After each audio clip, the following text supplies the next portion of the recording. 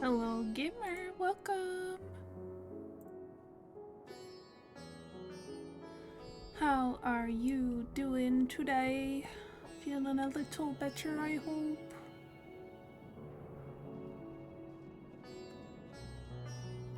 Yeah, I'm doing alright. I had a quiet, restful day today, so I think I will survive tomorrow at hell work. But hey, at least after tomorrow, that means 4 more times I have to work at this job and then I'm done.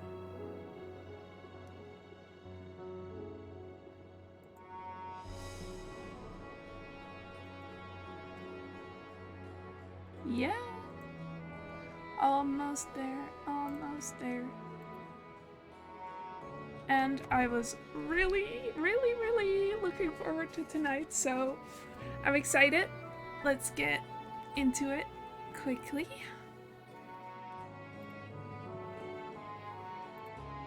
Because, oh man, I did not think we would end up here today. But here we are. So, let's talk to my little son boy. As far as we've come, and after all the horrors we have seen, there is still so much we do not know about the final days. Could it be, as Nadana said, that the cause of this phenomenon is beyond our comprehension? And if so, are we powerless to forestall it? Who knows, who knows? I know, because I've played this before. Greetings, honored scions of the Seventh Dawn. I have a message from His Excellency the Satrap. Brave scions, you have my gratitude for aiding my people in this most trying of times. Alas, matters here at Megaduta prevent me from meeting you all in person. As a token of mine appreciation, I have arranged for a feast to be held in your honor. May it nourish you in preparation for the trials ahead. Such are the words of Master Vritra. The feast he speaks of awaits you at Marid's Mehane. Pray make your way there whenever your business here is done. We thank you for your kindness. Indeed, I was hoping we might find a place to discuss our next course of action, and that seems an ideal venue. Ah, and to you, Dwashe Mumafeu. There's someone we had hoped to introduce to you in particular. While I am loath to detain you further, might you spare a moment of your time?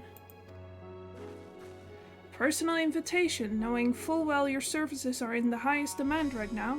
This must be important. Worry not, we'll save some food for you, so take all the time you need.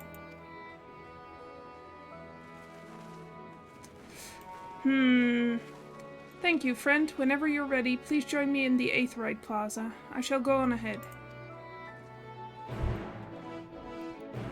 Yeah, I think I'm just gonna fast forward through this shit, like the part with the crystal at the end of Shadowbringers, because this is just to unlock the role quests.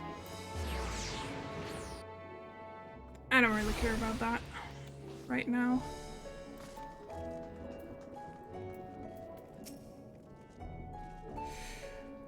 Access to the Aetherite you see there has been restricted to a select few ever since the tower first appeared. We sincerely apologize for the inconvenience, but it was deemed too dangerous to permit the free movement of visitors at a time of emergency, a risk we could not take. In light of recent developments, however, the Satrap has decided that such restrictions would only hinder our efforts to combat the final days. As such, I would encourage you to tune with the Aetherite before proceeding along the corridor. I've already done that. Look at my little minion. My little vampire bat.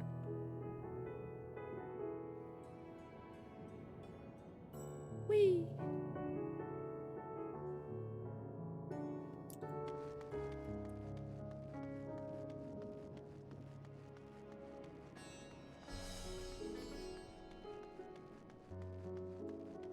Yeah, so basically you're getting invited by all sorts of, like... I think I'm going the wrong way. Yes, I am. By, just, like, dignitaries from, all of the, like, allied nations. They're like, help, there's big spooky guys in our territory, come help us. And those are the role quests. Like, instead of hunting down Artbird's companions, it's that. And I like him just fine, but also I feel like it's a little bit waste of a time since I'm not gonna be doing those on stream, to just have this whole cutscene here. Okay. What this place is? Yeah, Hall of the Radiant Host. Okay.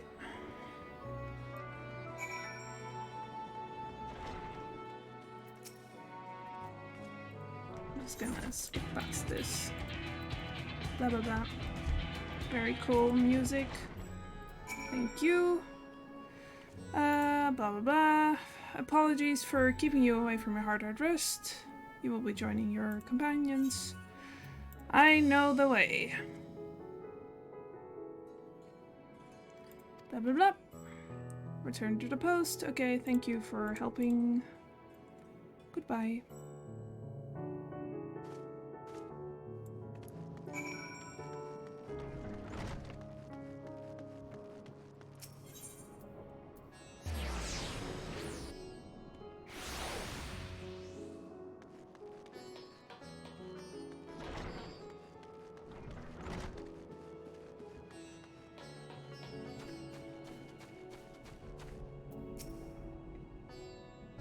Welcome. When the Sartrap asks us to entertain a party of honored guests, I was wondering who it might be. This is a lovely surprise, to say the least. By the way, I heard all about Kalzal from your friend Grahatia. I understand there was nothing that could be done, but I was heartened to hear he meant us no harm. I cannot thank you enough for dispatching these beasts. As the smallest token of our thanks, your food and drink tonight are Marid's treat. Speaking of which, what shall I start you off with? I think Dwashe wants more of that chai. A piping hot mug of chai, please.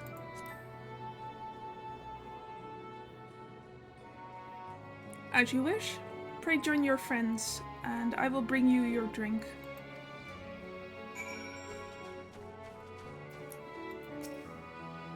Welcome back. Whatever did the Radiant want with you, pray tell? Our allies have sent military delegates. That's news to me. Mind sharing the details? Yes.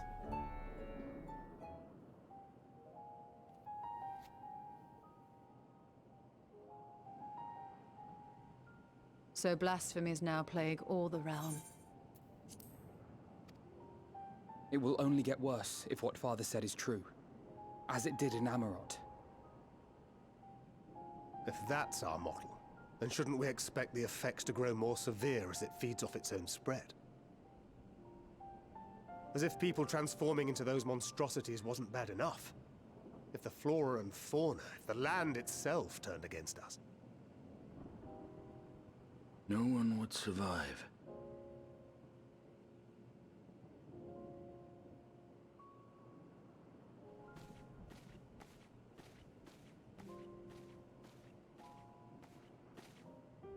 Here's your order, friend.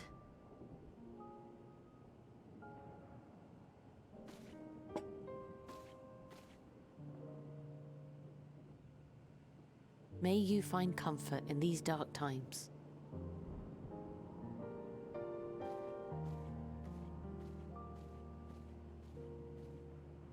Where do we go from here? If there's one thing we've learned, fighting blindly and simply reacting to what comes will accomplish nothing.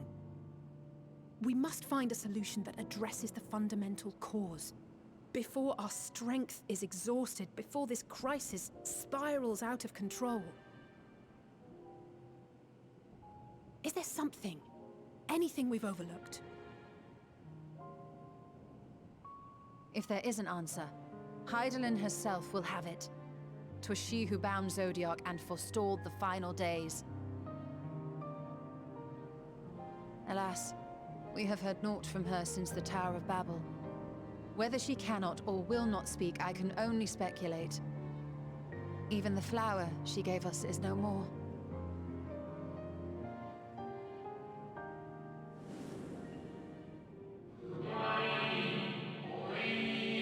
In our time, we called it Elpis. You would do well to remember the name.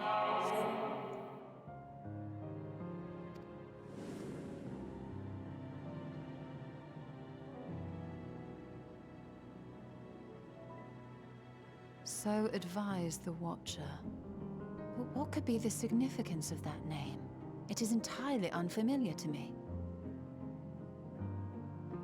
To me as well. It meant something to the ancients, though. In our time. Most surely. Yet I do not recall a single mention of it in the records of Anida. Another dead end. And quite literally. It's not as if there are any ancients living we could go and ask.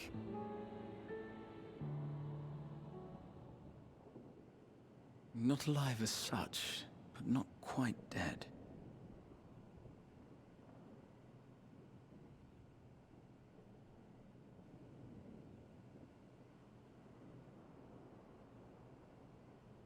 Elidibus. I sealed him in the white auracite of the Crystal Tower back on the first. Contained within that reservoir of ether that maintains it, ether that is returned little by little to the sea. Naught may remain of his soul. However, if part of it lingers, we might be able to speak with him there. I know we can no longer make that journey, but you, my friend, still can.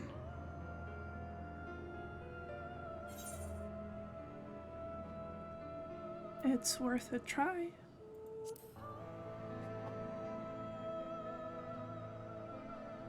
Yes, we can but act and hope for the best. If nothing else, should we learn the First is safe, we'll have that much more reason to keep fighting the good fight. That said, the odds are not in our favor, to say the least. Which is why we're fortunate to have Urianger up there on the moon, working hard to make all the necessary preparations for our departure, should it come to it. And why we have nothing to lose by staying the course till the last instant. Indeed. To the last, let us all do what we can. I will consult with Master Matoya and see if she knows of a way to reach Hydaelyn from the ethereal sea. And I will visit the nation's leaders and attempt to ascertain how far the final days have progressed elsewhere. Keep me abreast of your findings. I can seek out and slay the worst of the immediate threats, if only to slow the spread. Unease, terror, despair. Try as we might to suppress them, these emotions will return to harry us time and time again. But when they do, remember this. Your friends and loved ones are out there somewhere, sharing in your struggle. You are not alone.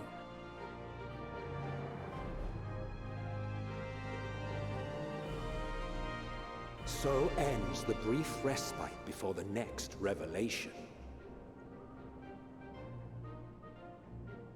Yes, so much left for you to see. Where beginning ends, and end begins.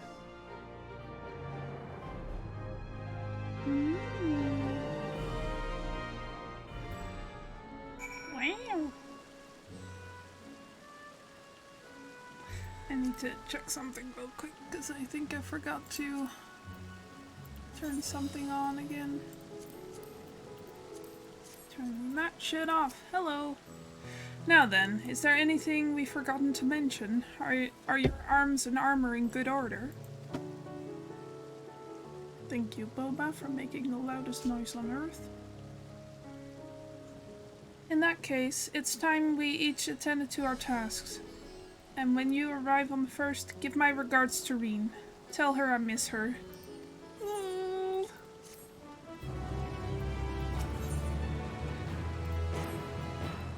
Take this, Dwache, my spirit vessel.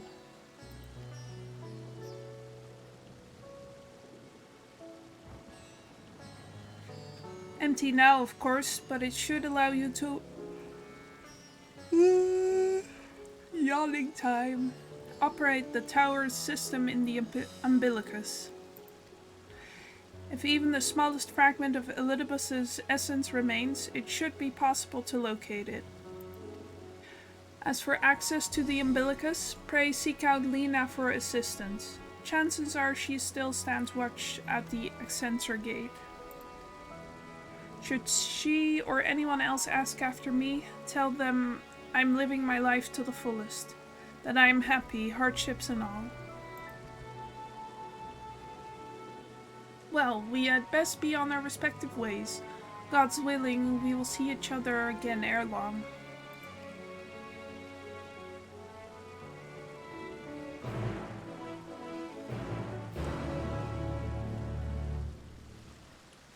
Woo, going back to the first.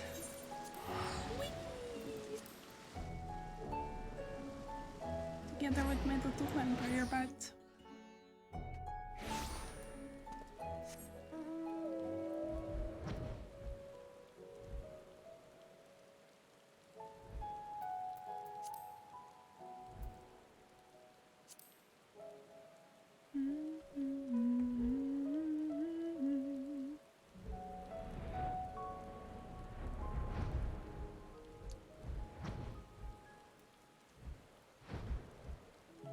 Hello, best Benui.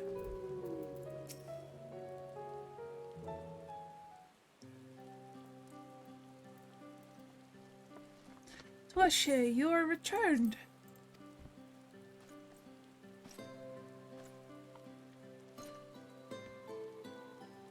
Have you been well, you and the others?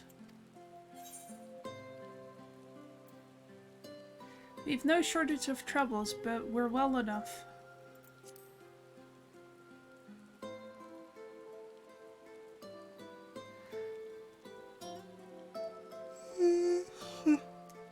Then things are much the same for you as they were here. My lord is doubtless enjoying himself.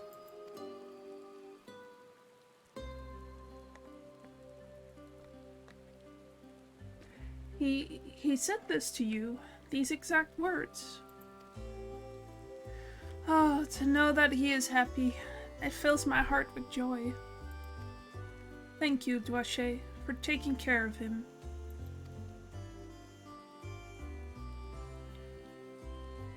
When next you see him, please tell him not to overexert himself, futile little a request though it is. And tell him that all is well here.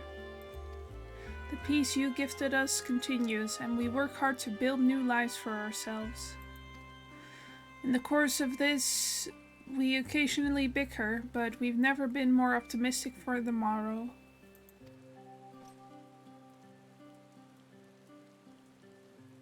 If I had to mention one dilemma, it would be the question of our governance. Even as we speak, debate rages on over how we should run the city in the Exarch's absence. Most are of a mind that the Settlement Council should continue to oversee the general running of the Crystarium, while representatives are elected to determine policy and handle diplomacy. Thus far, nothing is set in stone, but however we choose to proceed, we will not replace our Lord. No one could.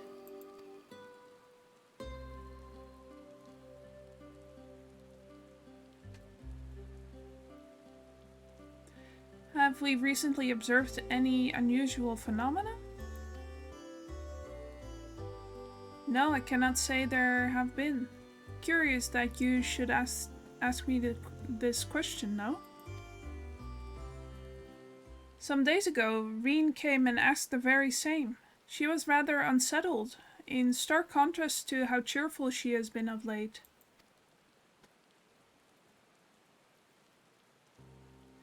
She and the other Crystarium youths just hosted a festival, you see.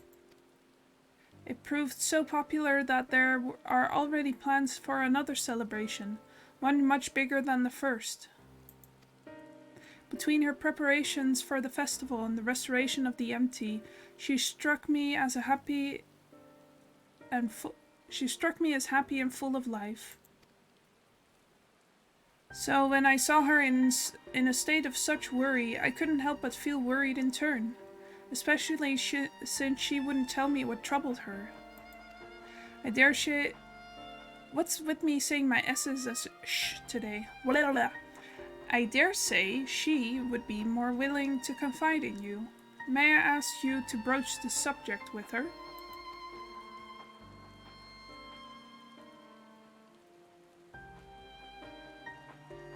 You wish to enter the umbilicus?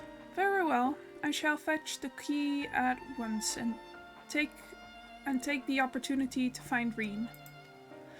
Please wait for me in the city, in front of the Cabinet of Curiosity, shall we say? I will be along as soon as I can.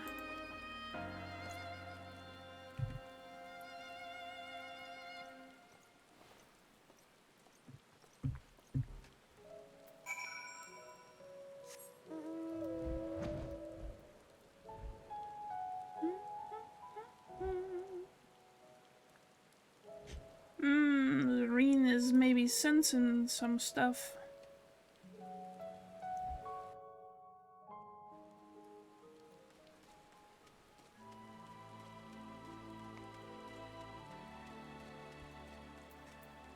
Her daughter's senses are tingling like, uh-oh, my dads are in trouble.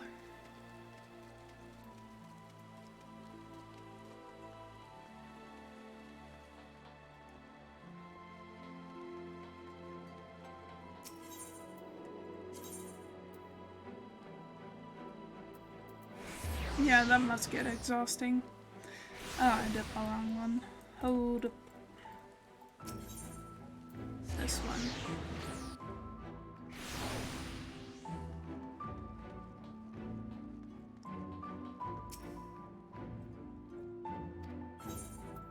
Wait for Lena.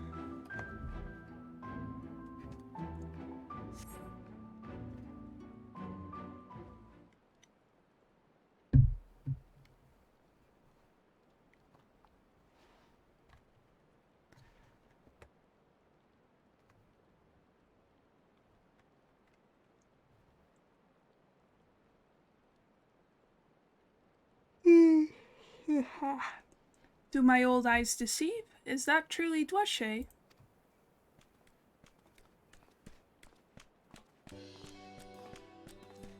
Hey! Ha, it is! Full glad am I to see you hale and whole, my friend. What a wonderful surprise it is to have you back with us, and at this most opportune time. In case you haven't heard, we are planning to produce a tome chronicling events from the Flood to the Knight's Return. For this project, we intend to draw upon records kept by the world's peoples. Historical and contemporary first-hand accounts will be the centerpiece of the tome, but yours would be the one to crown them all. I've been asked to contribute a chapter on the soul, a subject that is key to understanding much of your endeavors. In the course of developing the spirit vessel, I gained valuable insights into travel beyond the rift, knowledge that will allow me to attest to your existence and deeds.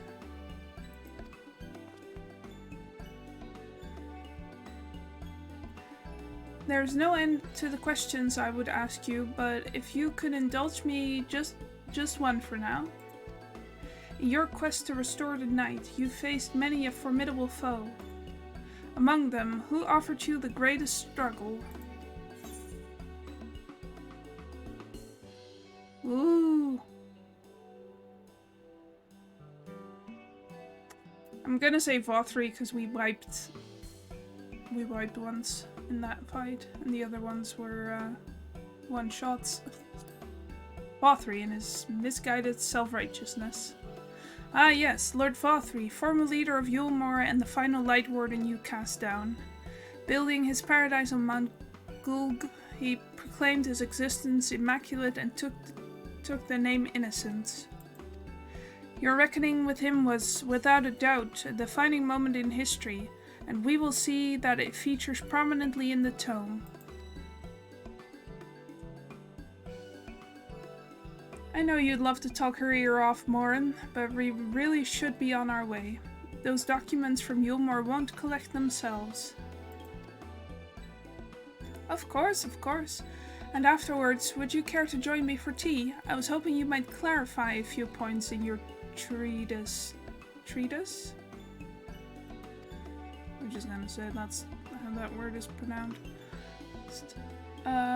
Till next time then, do tell the others to look after themselves.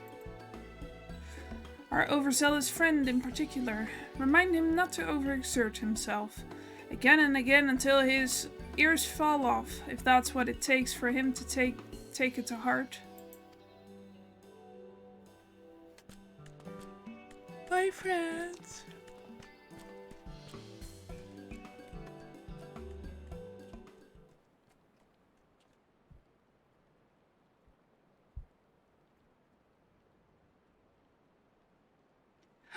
Is that the Warrior of Darkness? Oh, my babies! It's her! It's really her! What are you doing here? If you're going to battle, I can give you some medicine. I made it myself. Best not, Riki. You'd only give her a stomachache. We've come to see Morin to get his advice.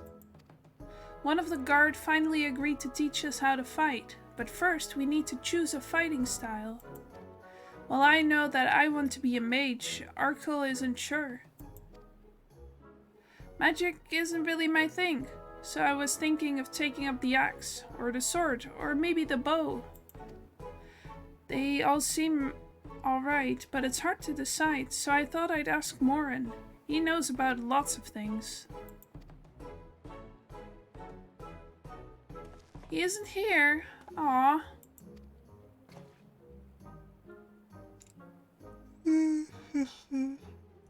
Ooh, why don't you have the Warrior of Darkness choose for you? What do you think suits Arkell best? Axe, sword, or bow?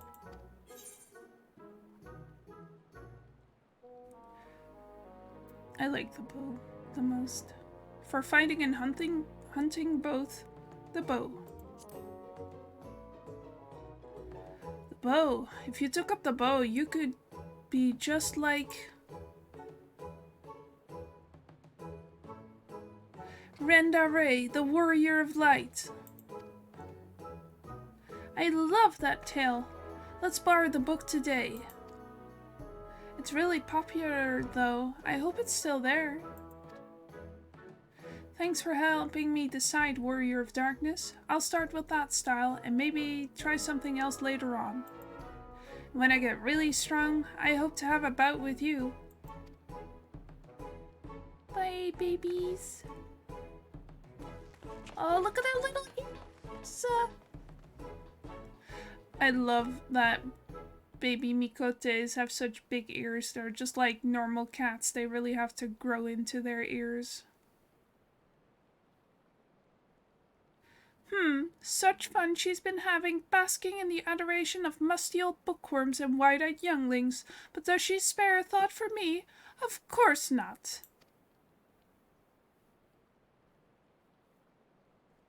I waited and waited and waited, and she won't so much as acknowledge the presence of her beautiful branch, even though they're right here.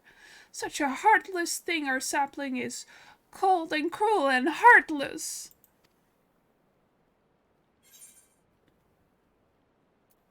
Oh, faithful Feoul, loveliest of branches, how I have missed you. If you truly miss me, you should have cried for me at the top of your lungs the instant you arrived. To make up for it, you will call with twice the passion next time. Though for there to be a next time, you've some few struggles to overcome. Ah, they know what's up. So, my adorable sapling, the world is on the verge of destruction, is it? Haha, how do I know this? Joined as we are, spying on you is as simple as sliding down the back of a rainbow. Would that I could aid you in your quest, but the fate of we Fey folk is bound to that of the star. Whither it goes, so too do we follow. Such is our way. The most I could do for you is spare you the pain, by gifting you the sweetest of eternal dreams. But if escape's not to your liking, then you must struggle with your fellow mortals. Okay. Ah, but here are the ones you were waiting for. I wonder what manner of conclusion awaits at tale's end. Bye!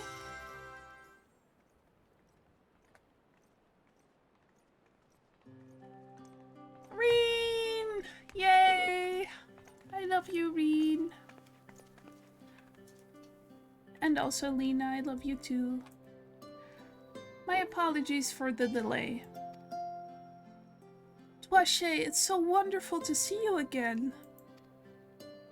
You doubtless have much catching up to do, so I shall leave you to it.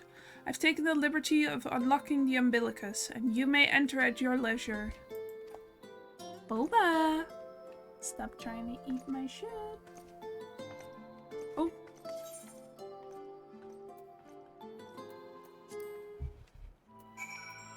Hello, Rain. I'm relieved to hear that everyone is well.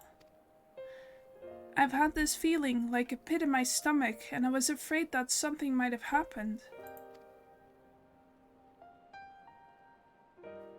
Maybe I'm overthinking things, but it's just that I'm the Oracle of Light, but I've never spoken with Heidelin, never once heard her call. Even so, I've always had this feeling deep inside me, a connection to something immense.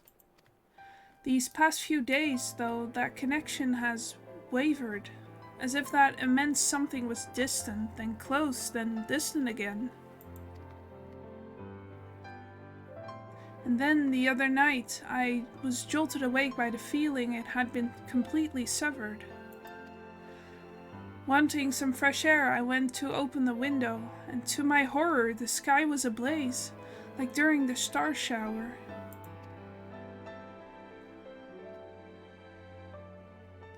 But then I blinked, and everything was normal. The next day, no one said a thing. No one else had seen what I had seen. As far as I could tell, nothing was out of the ordinary. I began to wonder if it was a figment of a half-remembered dream.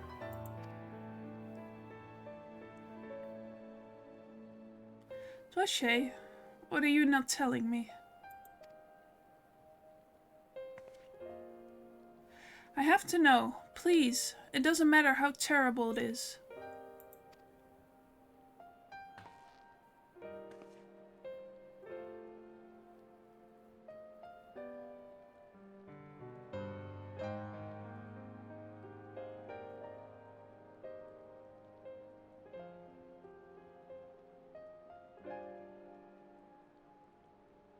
It wasn't my imagination then.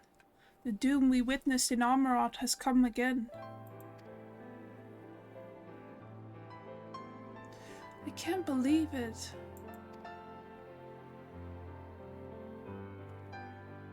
Like I told you before, all is well here in the First.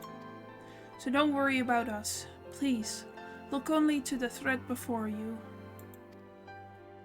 We're fine right now, and even if we weren't, we've learned how to survive.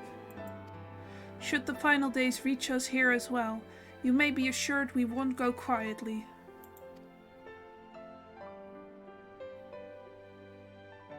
Now, no, we'll hold on until you can find a way to save all our worlds. So long as you continue your fight, so too will we, united in purpose beneath a blazing sky.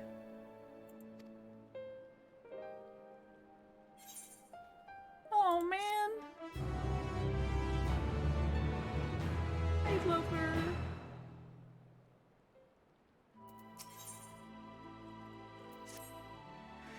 You're headed to the Umbilicus to consult with Elidibus, right? I'll do some consulting of my own and speak with Lena. Decide how we might best prepare for the final days. So it's farewell for now, but we'll see each other again. I'm certain of it. Okay, my baby girl. Take care. Take care.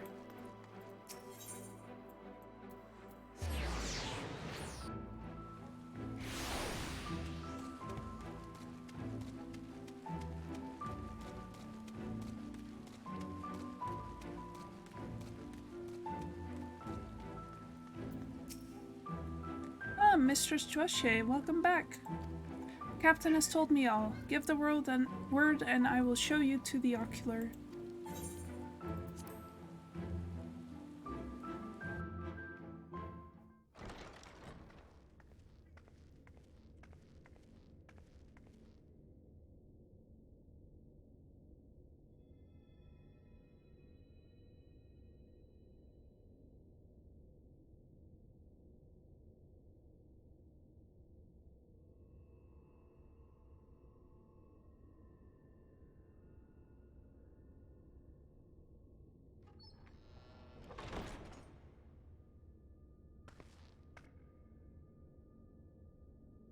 My little ghosty friends.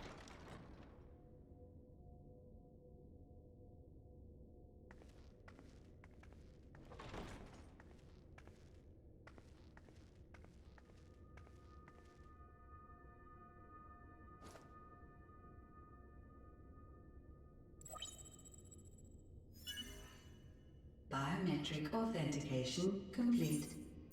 Please state your business.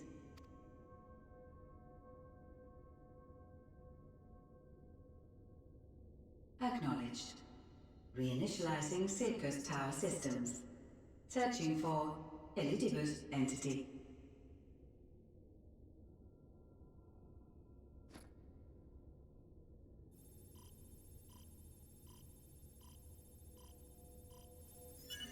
Target located in subterranean core power accumulator. Projecting image.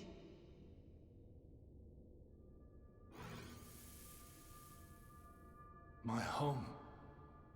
My friends. No more than a dream. Oh.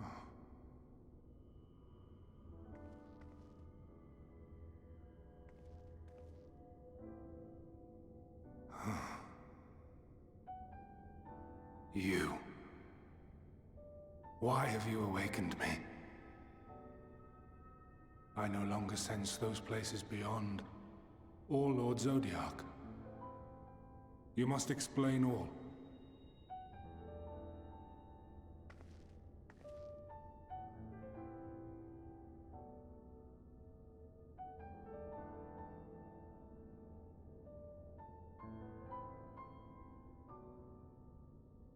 So, he is fallen, and my brethren's souls returned to the star.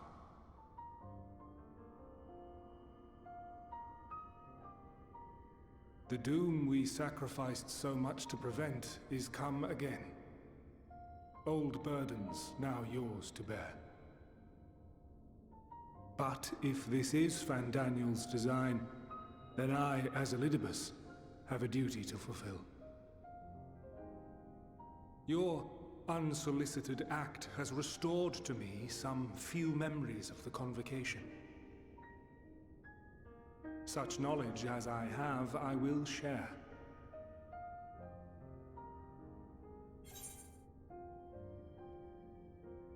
Thank you.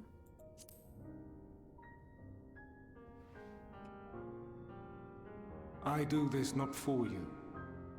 I merely perform my duty, as I have ever done.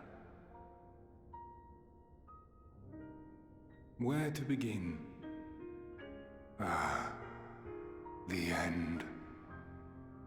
Your understanding of what caused the final days is consistent with our own. The decay first took root where the currents were weakest. Yes. A conclusion drawn by him. Fandaniel. Not the him of here and now, but as I knew him. Long, long ago. Having shed light upon the phenomenon, he dedicated himself to devising a countermeasure. Were it not for his knowledge of the Celestial, we would never have made the connection, and thence forestalled the final days. And though he inherited that noble soul, how different this last incarnation, so consumed by self-loathing and hate.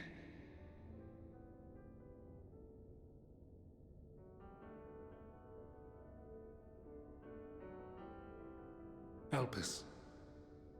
Yes, the name is familiar to me. Yet I know it not as a flower, but a place. A testing facility for determining which of our creations were fit to be released into the world.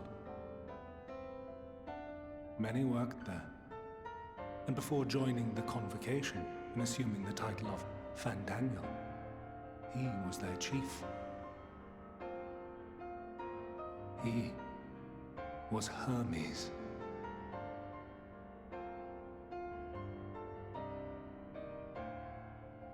That is all I know. The crystals tell little of the lives the 14 led prior to their induction. Elpis itself would tell even less. Nary a ruin has survived.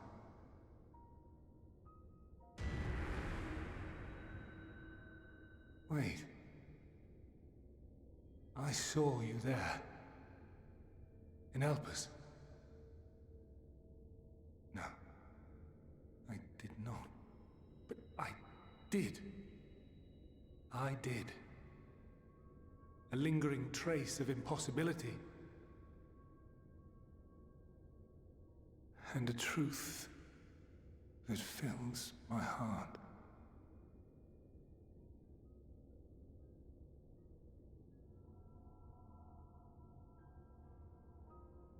My memories remain clouded, I fear.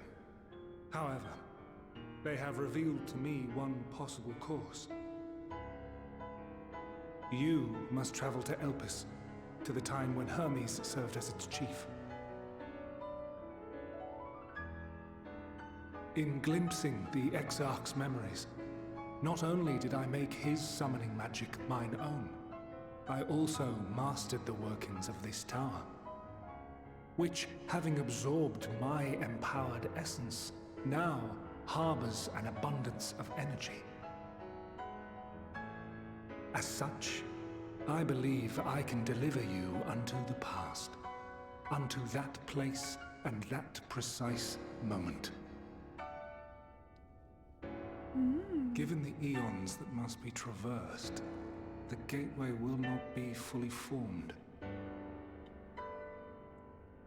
Your form will be less tangible still than those warriors of light I had summoned.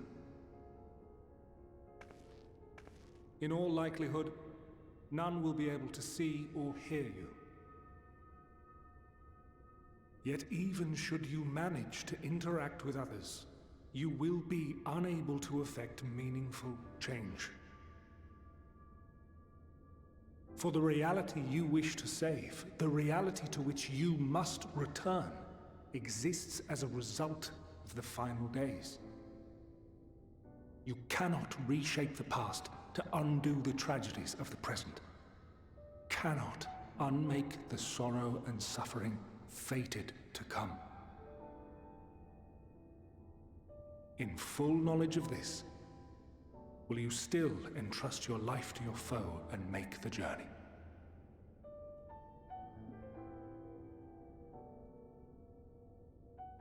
You bet your bippy. Very well. I shall cast you unto the river of time. Let this be my final act. You must input the commands.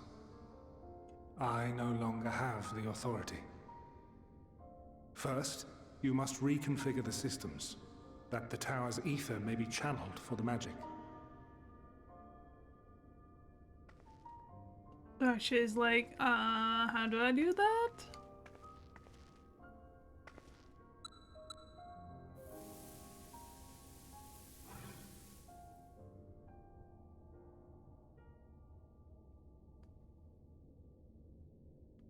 Hell yeah. The preparations are complete.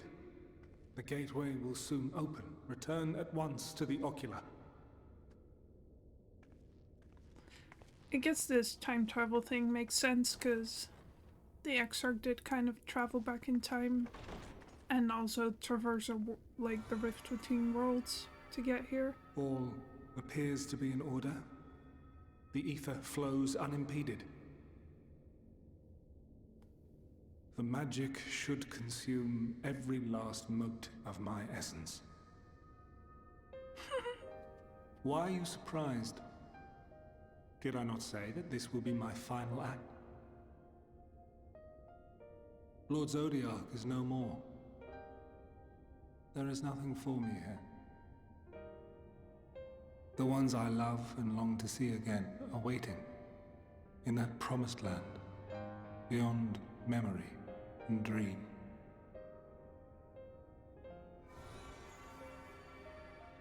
Now go, warrior of light. Go, and do not look back.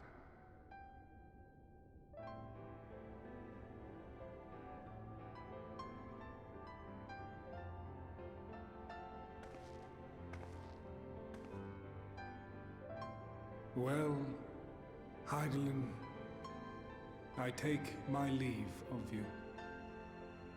Yours is the mantle of the last of us.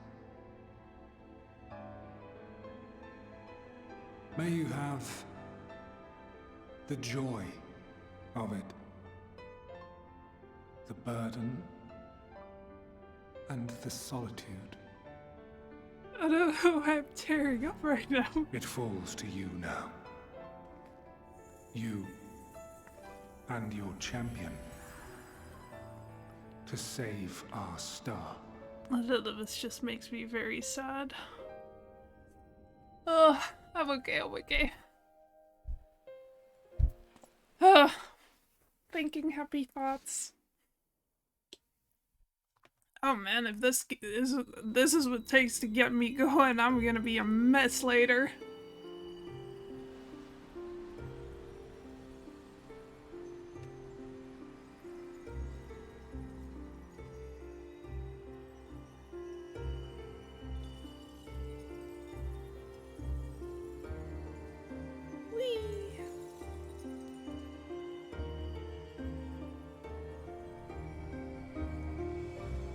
Pretty and shiny.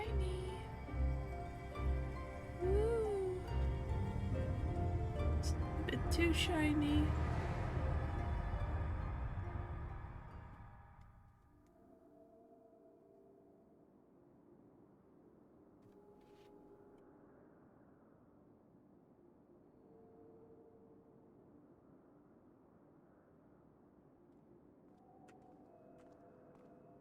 I'm all see-through.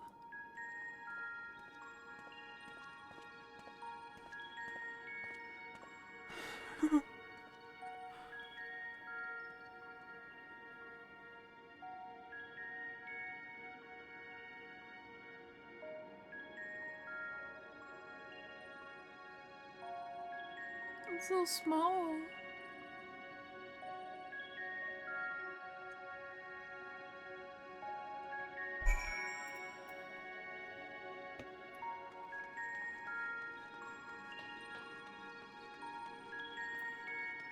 Hello. The man stands dutifully by the Aetherite-like device, a guide for this facility in all likelihood. You attempt to get the man's attention, but if he sees or hears you, he gives absolutely no indication. As Elidibus warned, it appears your form is intangible. Look, they're so big! That's why all the shades on the moon were so big.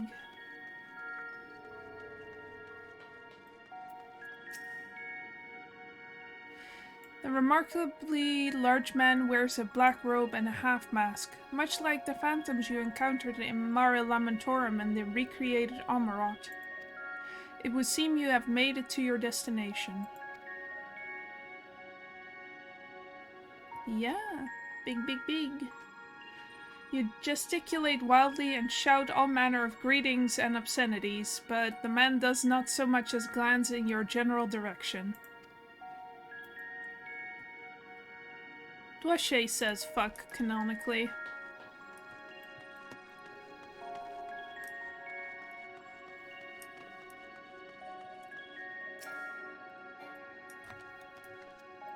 Boing. The device is reminiscent of an aetherite. Perhaps it is possible to attune with it.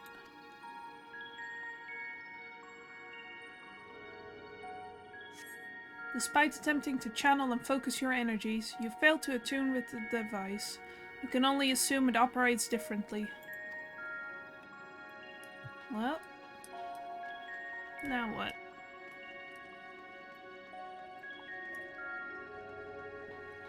I'm so small, I'm like minion-sized for these people. This is the right place, yes? Propylion. Judging by the woman's words, this facility is called Propylion.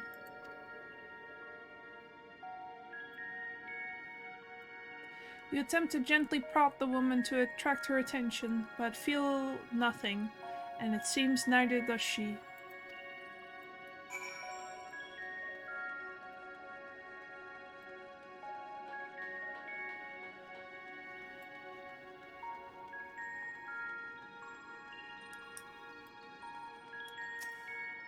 You suspect this door leads outside, but how to open it? Just push real hard. Maybe I'll clip right through.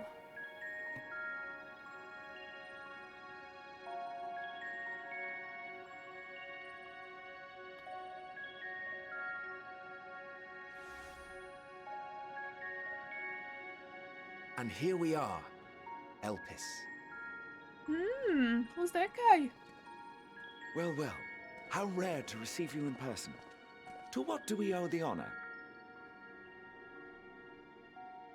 Oh, just a few odd tasks. We'll be here a while. You're welcome to stay as long as you see fit, of course. As a matter of procedure, however, I must ask that you kindly remove your masks.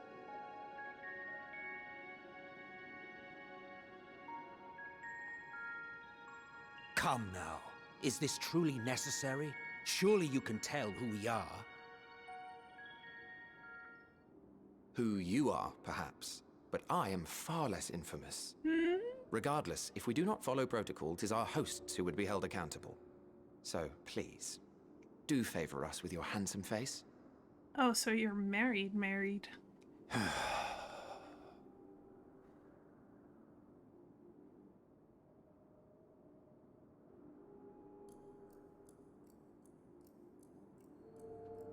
Hey, who's that guy? He looks familiar.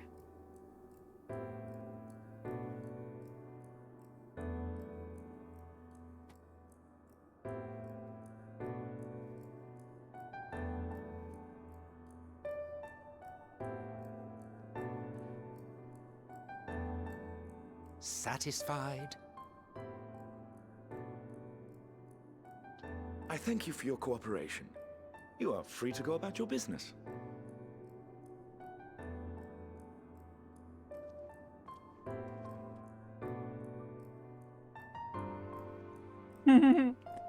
We all know who it is.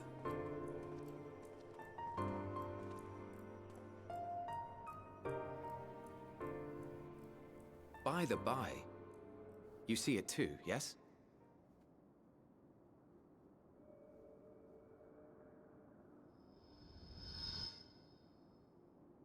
I haven't the foggiest what you're talking about.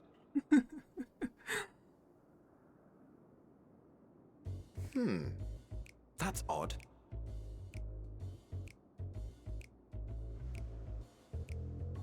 It's right here. A bit thin in the ether, but there's no mistaking it. The color of its soul is almost identical to Azem's. Do you suppose she created it? Rather unusual for a familiar to have a soul, though. Yeah, this game assumes your Azem has the same pronouns as your character, so let's just roll with it. For these little bit Azem, it goes by she, her as well. Just replace it with they in your head and it's fine.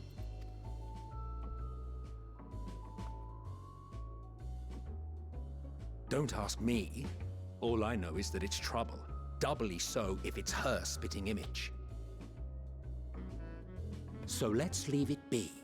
Come now.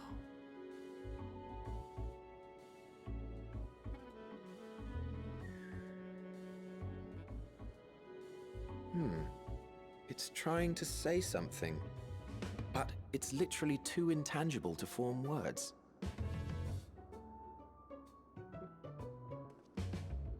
Why don't you give it some ether? Spare a snifter of your bounteous reserves.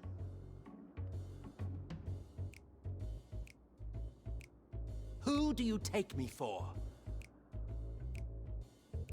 Why, a dear friend, of course. One who wouldn't let acts of kindness, such as my accompanying him on errands to far-flung outposts, go unrewarded?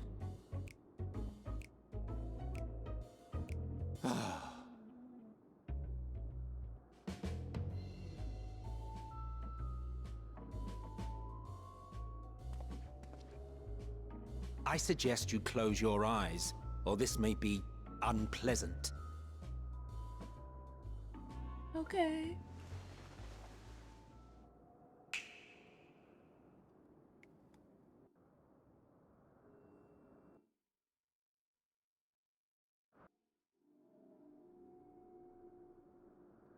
You may open your eyes.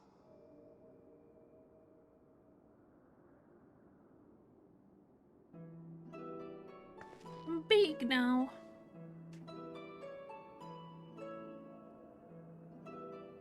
Hello.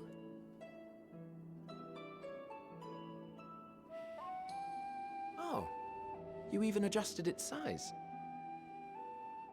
The better to indulge your whim. This way, it will be easier to communicate. How very thoughtful of you. And may I applaud your artful reinforcement. Without further ado then. Greetings! I am Hythlodaeus, Chief of the Bureau of the Architect. He's such a pretty boy. Sulking beside me is the most honorable Emmett Selk of the Convocation of 14. And how might we address you, my new friend?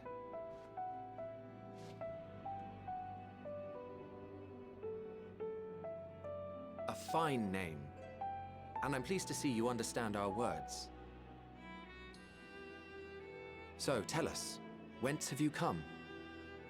The thinness of your essence suggests you weren't created here.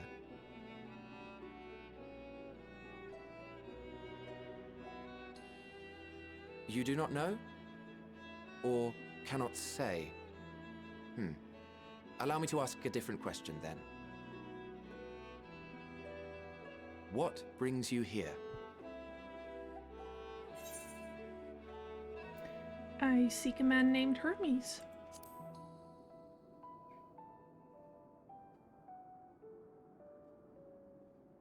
Well now, the same as us. Perhaps Azim wished to come too, but had to settle for a familiar. If she truly wished to be here, then she would be. Right you are. My apologies if we've given offense. The two of us can discern the color of souls, you see, and yours happens to resemble that of a friend.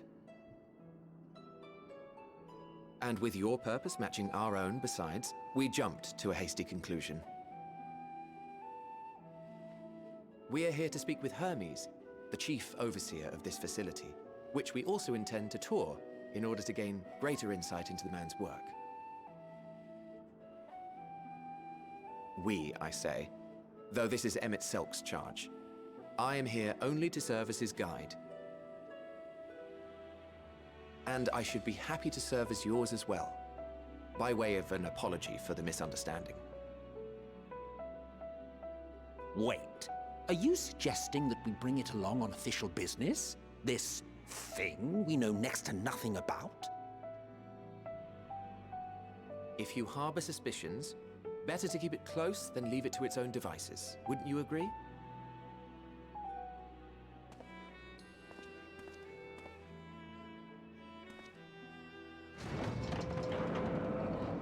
Besides, having a mysterious life form in tow is the norm rather than the exception here.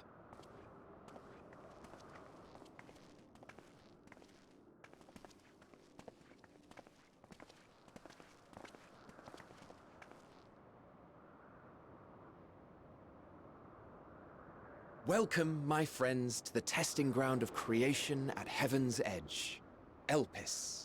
Oh, it's so beautiful. The world unsundered, Elpis.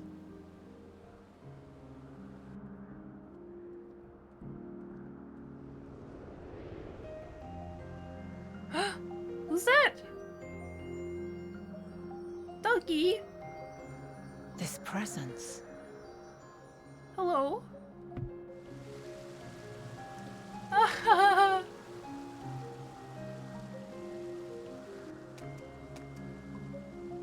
Hermes!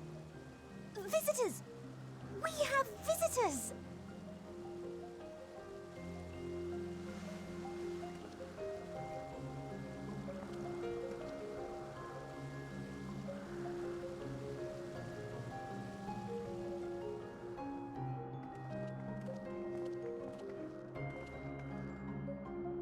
What secrets are you hiding, I wonder?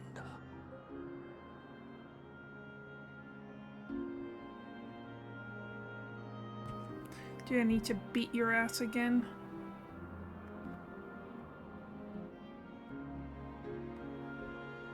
I do love it though when, like, when you first meet Emmett Selk, you're like, oh yeah, he's been through a lot. But no, he's just always been a prickly binge.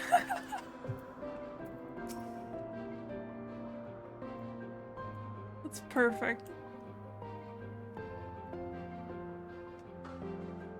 This is hardly my first time here, but the scenery never fails to take my breath away. Why, it feels as if you could reach out and touch the heavens.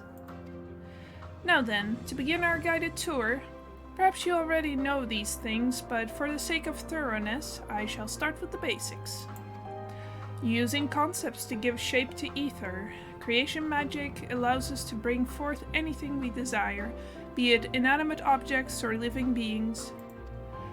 Anyone may conceive of concepts, but they must all undergo evaluation at the Bureau of the Architect.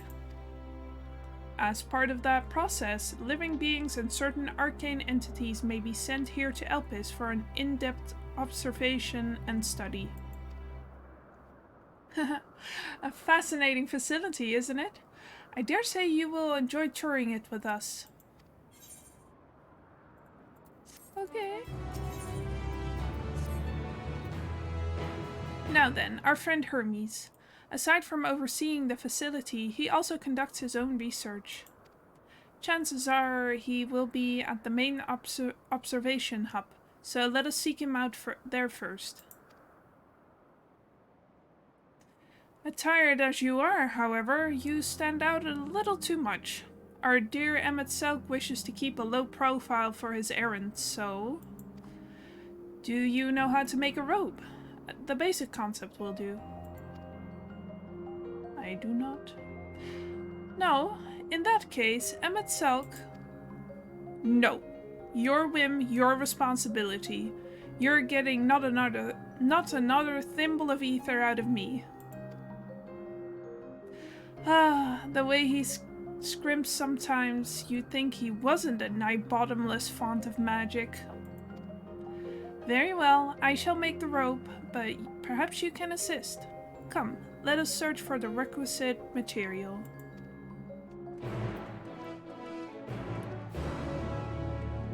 Friendship ended with Emmet Selk.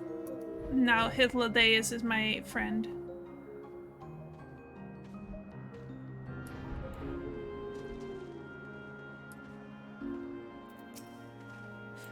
Yes, these creatures should suffice.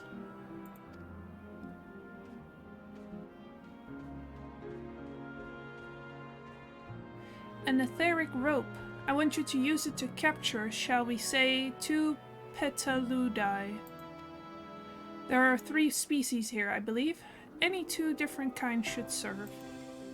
Now, I should mention that the strength of the rope is tied, no pun intended, to the strength of its user. As your ether is still thin compared to ours, you'll need to weaken the Petaludi first. Good luck!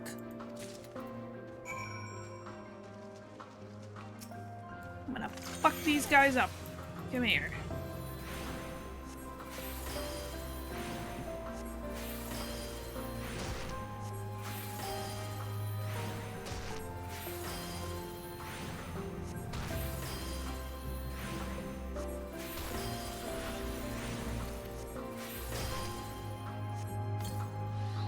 Yoink.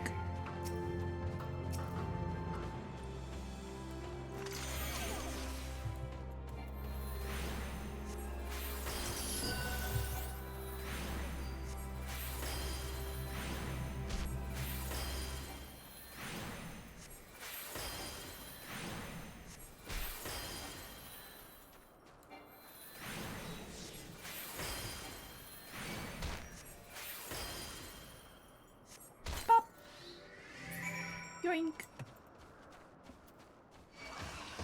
Ah! Leave me alone! Go away with your big stompies. You've caught the Petaludi. Come, come, let us see. Here you go, sir. Yes, these fine fellows will do nicely. And now for a spot of reversion.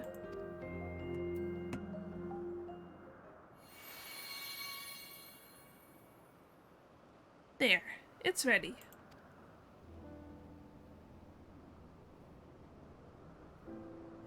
It's nothing fancy, but we're trying not to stand out. Try that on for size.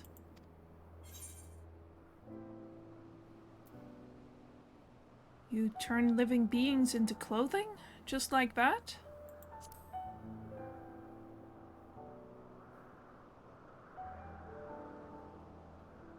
Well, not just like that.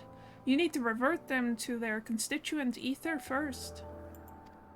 Lest you wonder why I asked for 2 species, it is due to the difference in their etheric balance. Blending them allows us to produce garb with superior etheric stability. Well and good to disguise and educated, but it won't fool anyone who can see worth a damn.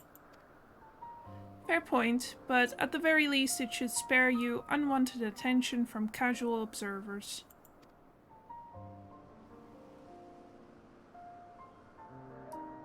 Emmet Selk speaks true. Even dressed like us, your unusual nature will be plain to those who think to look. Should someone question your presence, don't make up excuses, much less try to explain what you actually are. No, best to simply say that you're a familiar. The question is whose? Ah, of course, Azim's. If you say you belong to them, people will give you the benefit of the doubt if any for any and all outlandish behavior. Exploiting our associates' absence. For lack of their presence, absolutely. Were they here, they would have been the first to propose the idea, and you know it.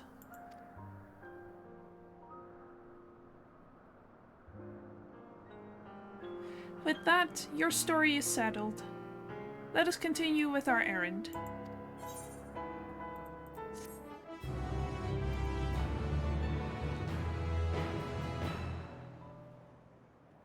Alright, I have brought the items that you usually receive at that quest, so I'm just gonna glam it up real quick.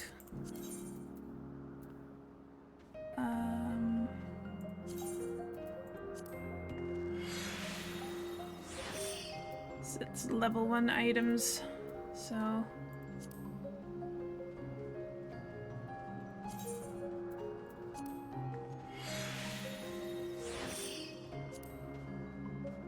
Can't... Just put them on. Look at that!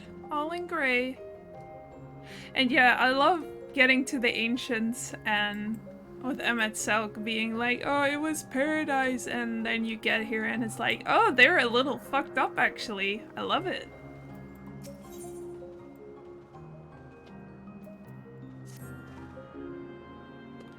If you are ready, let us continue along the path to Anagnorises.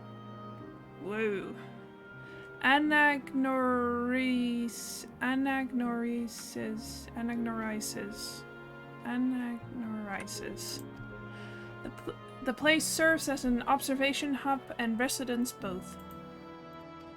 Someone there should be able to point us in the direction of Hermes.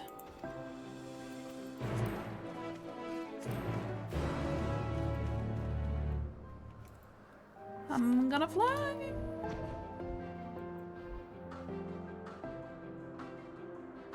I do kind of like the whole robes and masks things. Just very...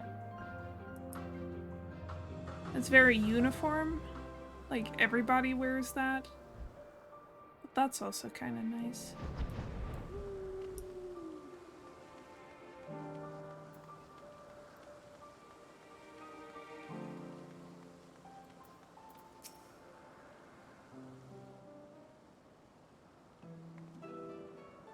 Yes, can I help you? We wish to speak with Chief Hermes. Do you know where we might find him?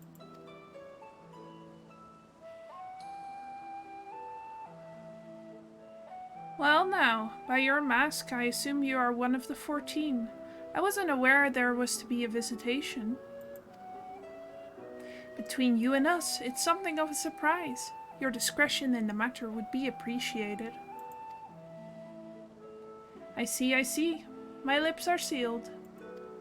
The chief should be out conducting observations as usual.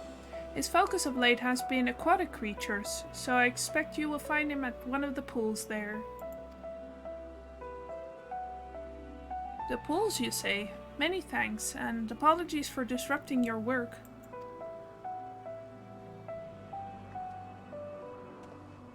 I say, Hythlodaeus, while I've never met Hermes, you know him well, do you not?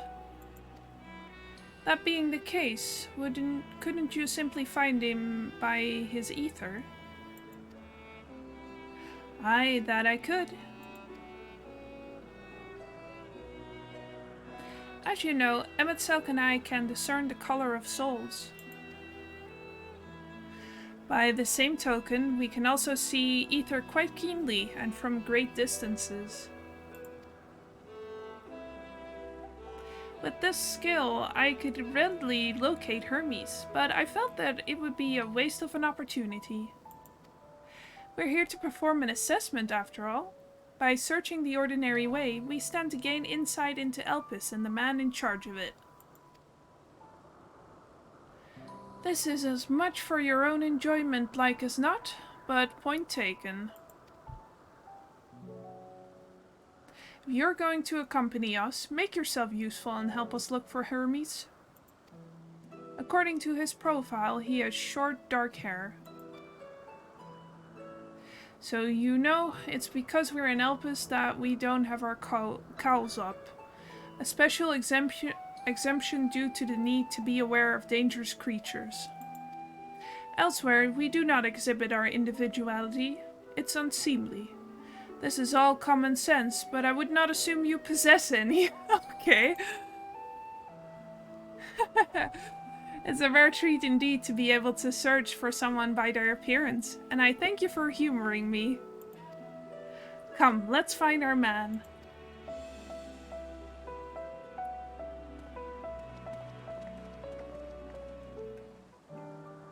He's so rude. Oh man, some things never change, do they?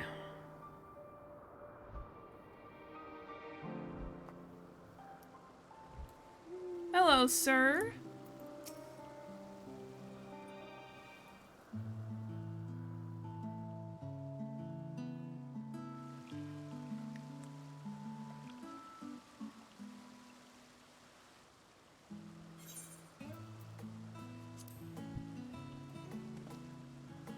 Huh.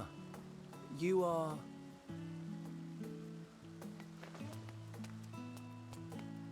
Oh. Different. You're different too. You and me. We're alike. Friends. I want to be...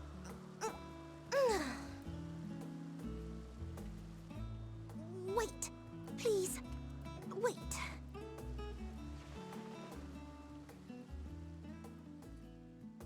Greetings and salutations. Can you hear me? Do not be alarmed. I mean you no harm. I wish only to hear your words, share your feelings, and know your thoughts. May we please be friends?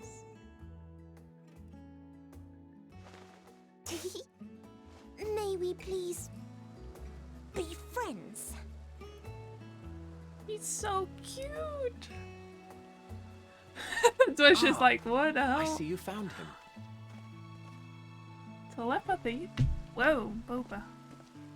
It's Ledeus. It's been a while. Too long, I think. Too long indeed for close collaborators. On this blessed occasion, I bring not only myself, but others who long to speak with you.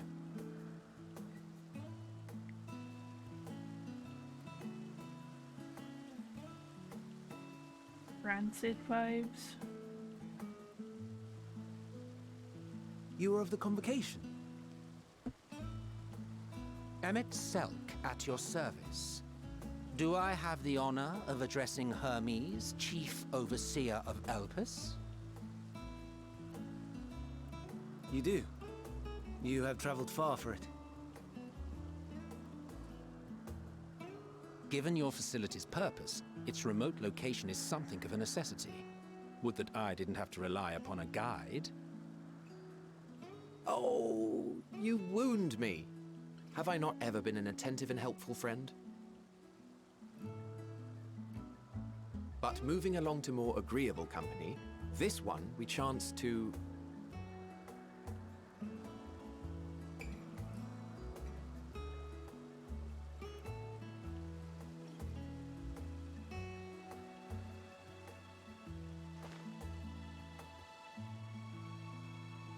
Well, you certainly have her attention. Is she one of yours, Hermes?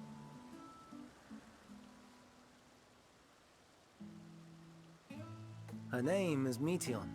It means shooting star.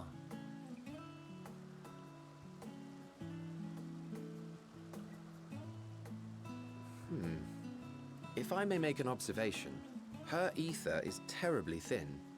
I fear she might dissipate at any moment. Nor do I believe you've made a submission to the Bureau. I would remember such a concept if you had. Uh-oh, big trouble. I haven't, as you say. I judged it too early. She's a pet project of mine, still undergoing preliminary testing. But rest assured that I will attend in person ere long. Very well. Being an authority on flying life forms, I appreciate that you are exacting in your work. I shall look forward to your submission. If we have finished with the perfunctory chit-chat, I would discuss official matters. By my coming, I trust you already anticipate the subject. I have an inkling, yes. Please wait to the main building yonder. I shall join you as soon as I've returned these creatures to their homes.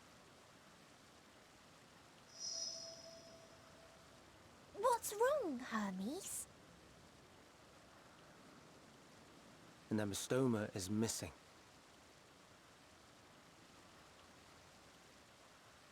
No.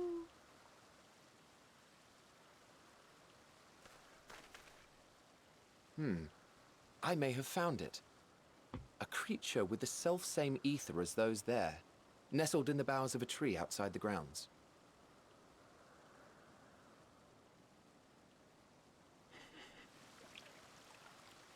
You're saying they can climb, with their sorry excuses for limbs?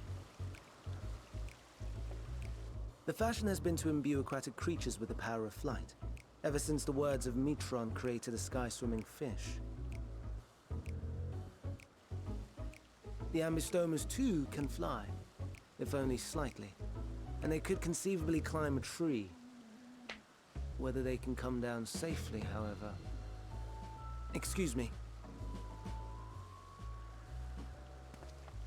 Run, run, run. I'll help too.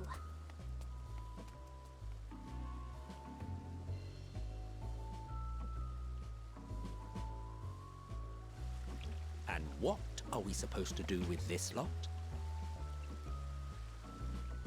Pet them. May I suggest we split up? If you would be so good as to assist Hermes, Emmett Selk and I shall keep an eye on these adorable creations in the meantime.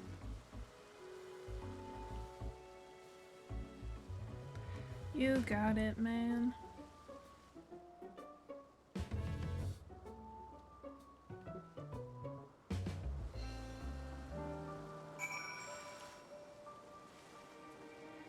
Have fun looking at the babies. I think the name they call these little creatures, ambystoma, are the Latin order for like the actual animals they're based on, which I can't remember the English name of right now. Oh, hello, sir. Are you okay? Yeah, Axel. Well, he got it out, but at what cost? It seems Hermes and Meteon have found their quarry, a creature known in this age as an ambystoma. Yet though it has been safely extricated from the tree, Hermes appears to have found himself in quite the predicament. The ambystoma! Hermes saw it high up in the tree. He climbed up to get it, but it jumped on him and he slipped. Do you need a hand? No, I'm fine, if a little embarrassed. Now, for your own safety, please stand back.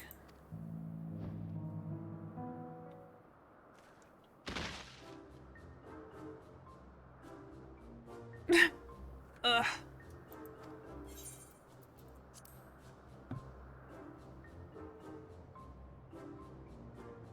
Hermes, are you alright?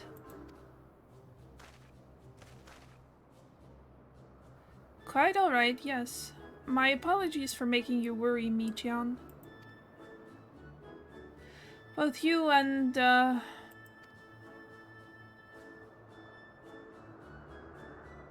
Mumafe, you are called? An intriguing name, somehow reminiscent of a new creation.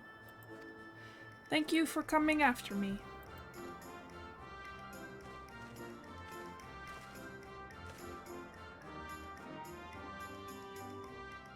As for you, little one, you must be more careful. Little. You may be able to fly, but that doesn't mean you cannot fall and hurt yourself.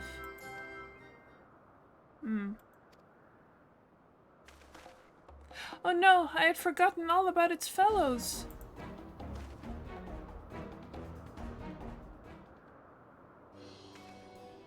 Truly, what a relief. I must thank Amitselk and Hythlodaeus when I return to them. But first, with the distractions out of the way, As Chief Overseer of Elpis, permit me to welcome you to our facility. I hope you will enjoy your time here.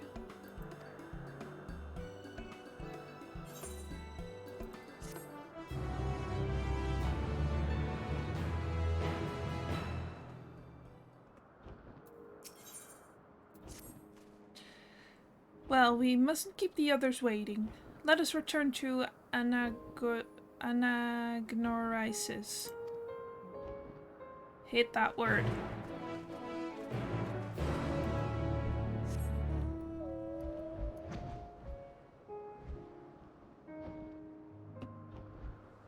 Hello.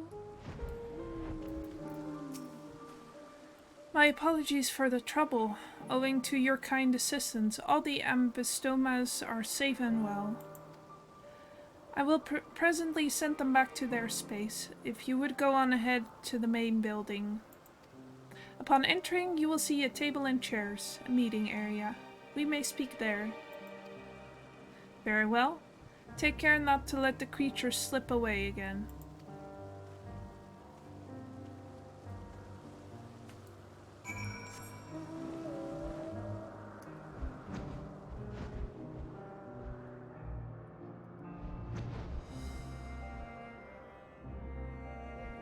Even in the past, Veronica is there to help me. Hello, sir.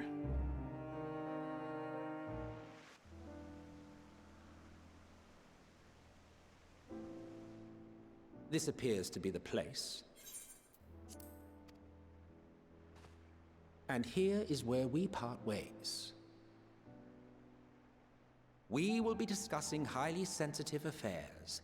Only a select few may be privy to such knowledge, and that does not include someone who cannot or will not divulge their origins. It makes sense, I guess. What? Will I have to remove you by force?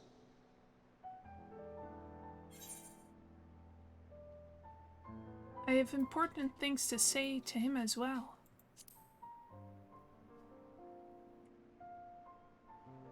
Yes, I'm sure your business with Hermes is quite pressing.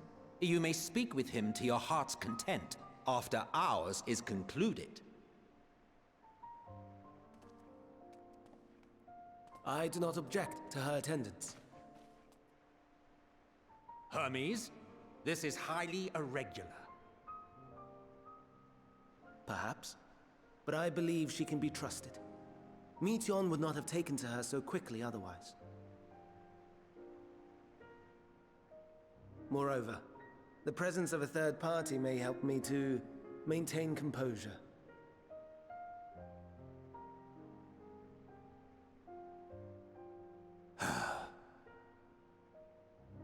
As you wish, then. Behave yourself, do you hear?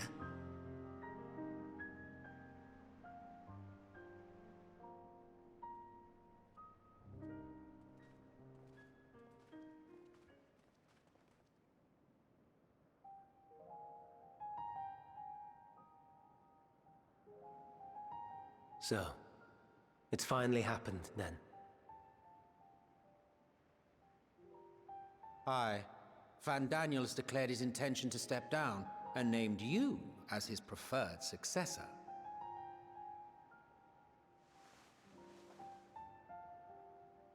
In recognition of your knowledge and your works, the Convocation is giving the recommendation due consideration.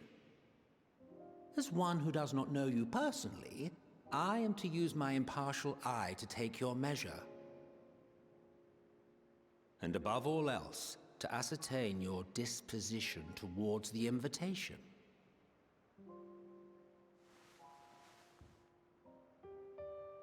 I understand that you and Van Daniel are close. He himself was once chief overseer of Elpis after all. I should not be surprised if you knew before anyone else that he wished to relinquish his office. I did. He told me that when he fulfilled his purpose, he wished to pass the torch to me. A torch you seem none too pleased to accept. Are you so averse to serving on the convocation? No, it's not that. For a humble researcher like myself to even be considered is an honor beyond words.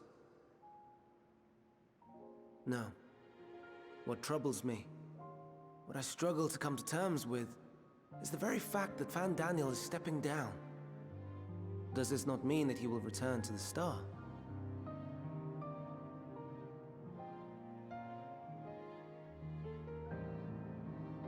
Of his own volition, yes, like so many others have before him.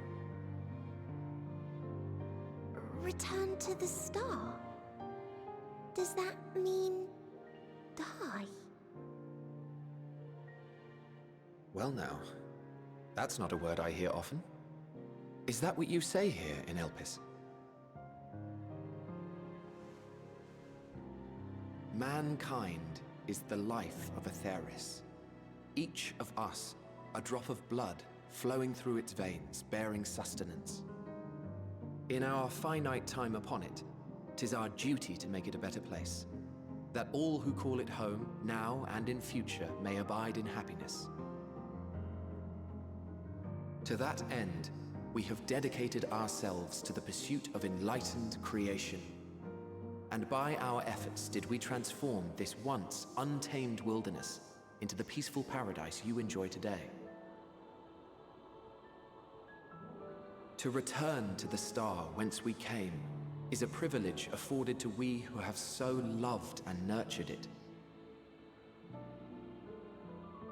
A choice embraced by those who have lived their lives to the fullest, in service to our world. And when they depart upon this journey, it is beautiful, always. The 14 are no exception. 'Tis believed no occasion is more felicitous than the fulfillment of one's duty. Our office becomes our lives, and to retire is to return, or so the majority of us hold. Some few have elected to eschew custom.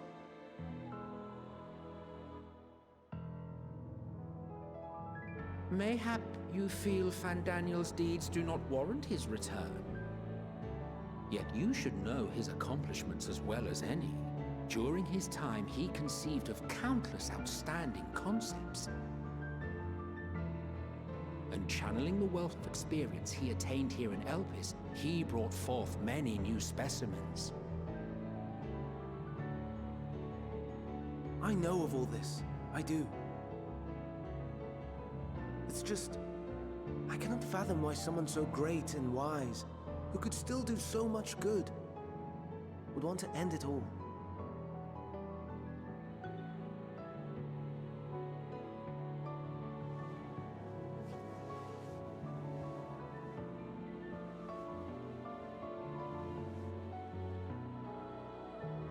Oh no, I've made her upset.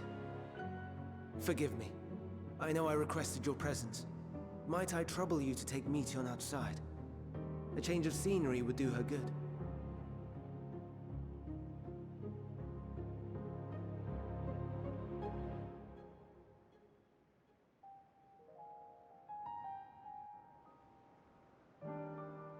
Yeah. All is not well.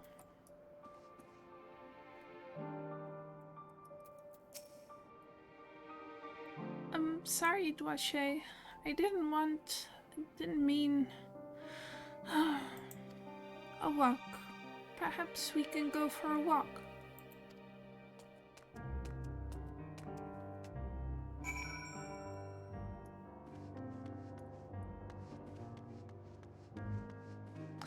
Yeah, it is very fucked up, but also that, like, shows, like, Hythlodace being so casual about just killing 2 butterflies for a robe. It's all connected, man. Hermes gets sad when he thinks about death. When others are sad, I'm sad too. That's how I am, how he made me. But don't worry, I'm fine now. So, why did you come here? You want to learn about Elpis and Hermes? Ooh, teach you. I can teach you.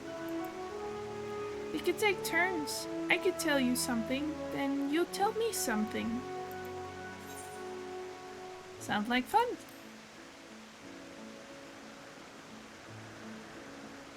It will be, it will be. Where to start? Ah, yes. Let's talk to Memnon. He should be near the Aetherite. I'm not good at explaining, but Memnon is, so I'll have him explain instead. Meteon is now accompanying you. Alright. Let's go on walkies with the baby bird. Oh, she's so cute! Look at her run! Whee! Look at the swooshy tail.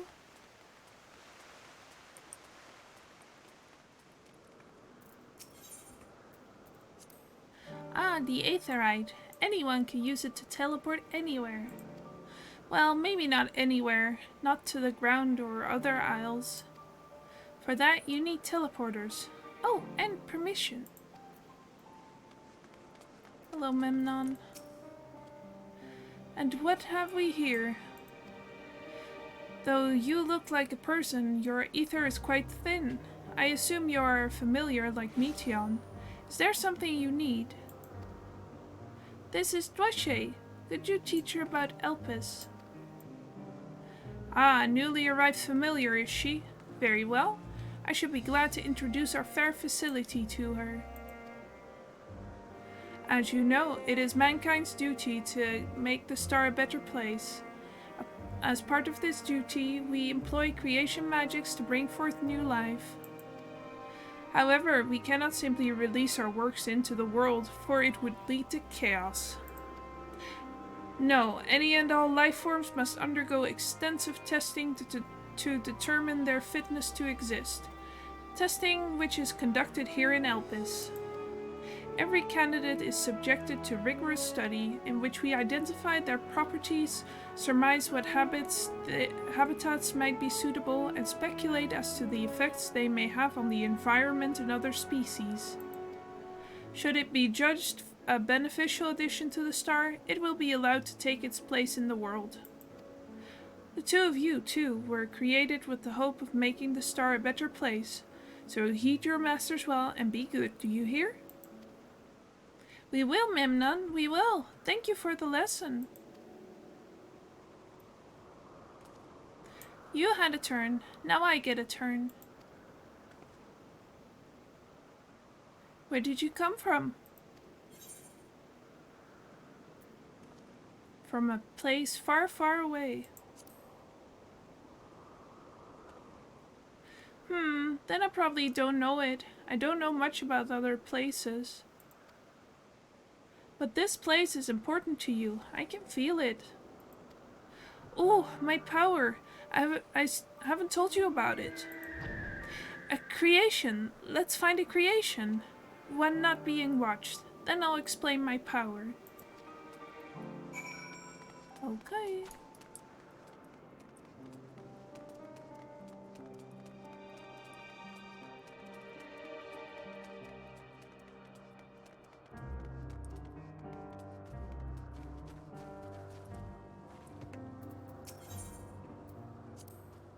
Spriggans? What are Spriggans? Oh, no, we call them Aureae. If there's just one, we say Aureus. Though they're cute, they can be naughty. Sometimes they run off with concept crystals, and Hermes has to run after them. Fun. Hello, Shoebill.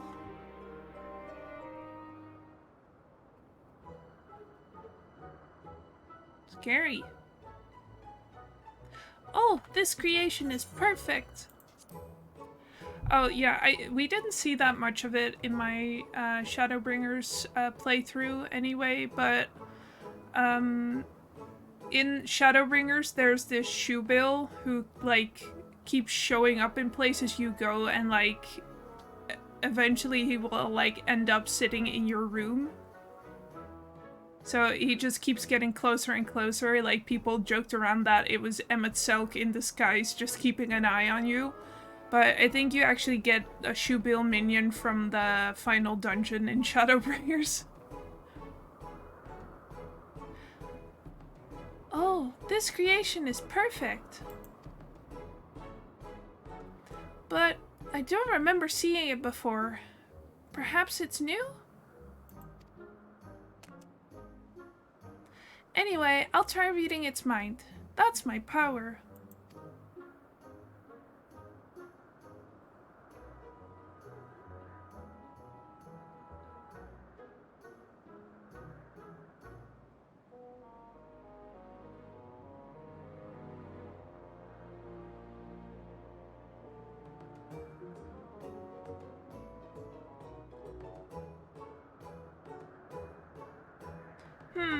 I can't read it. Or maybe there's nothing to read. Wait, please wait. I'll try again. With you this time.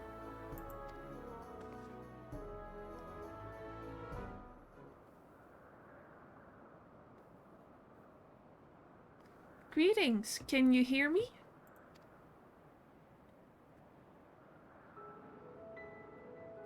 This is my power. I can read the emotions of those around me and project my emotion to others in return. I am not actually speaking to you in your mind. Rather, you are converting my emotions into words and intention, a process performed subconsciously by intelligent life forms. This ability is vital to my mission, for it allows me to interact with intelligent beings even should they communicate via unknown languages or other nonverbal means. As a consequence, I am clumsy at speaking. Yet, though I struggle to express myself in this fashion, Hermes wants me to speak as much as possible, for everyone has thoughts and feelings that they may wish to hide. I harbor an affection for you, one that is difficult to define. Aside from the fact that you share common traits with us, your thoughts are complex, prismatic. They draw me in and leave me wanting to know more. Yeah. Oh, the vibes are here. I can feel it. Out of respect for your privacy, I will refrain from using my powers when speaking with you. Nevertheless, I want you to know that I wish to be your friend.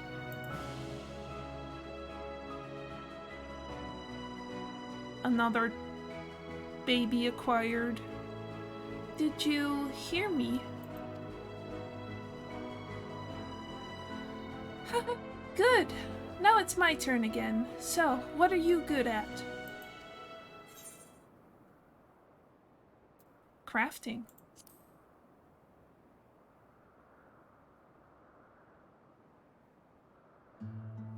Oh, not creating, but crafting? Putting things together with your hands. That sounds like fun. I can't use creation magics, but maybe I can learn to craft.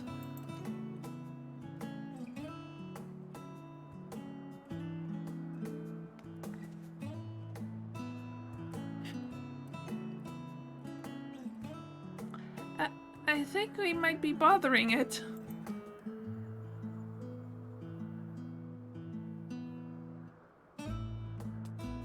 Let's keep going. We'll go and see Yuanthi next. She's usually in a small building. One on the west row. Gotta get the fuck out of here. It's perfect. Motionless bird.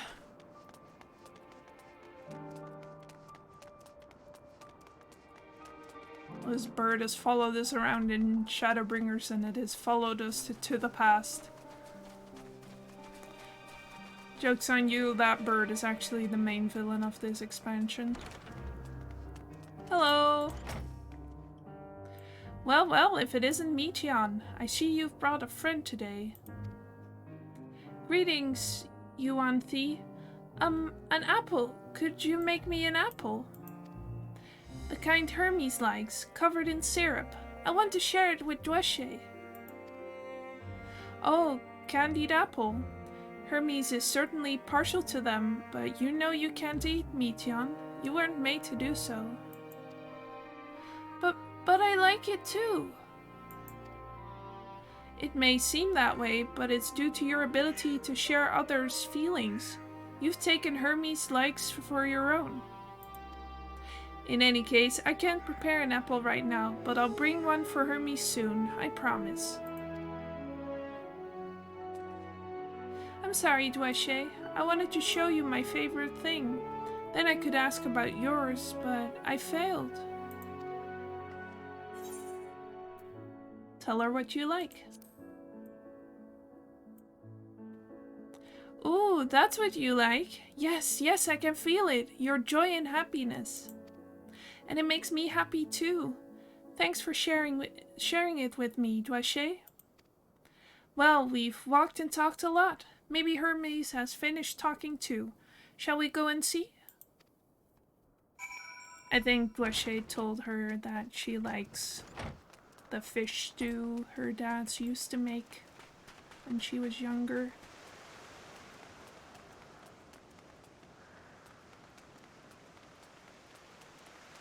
Dweshe lived in Limsa. She enjoys seafood, I don't.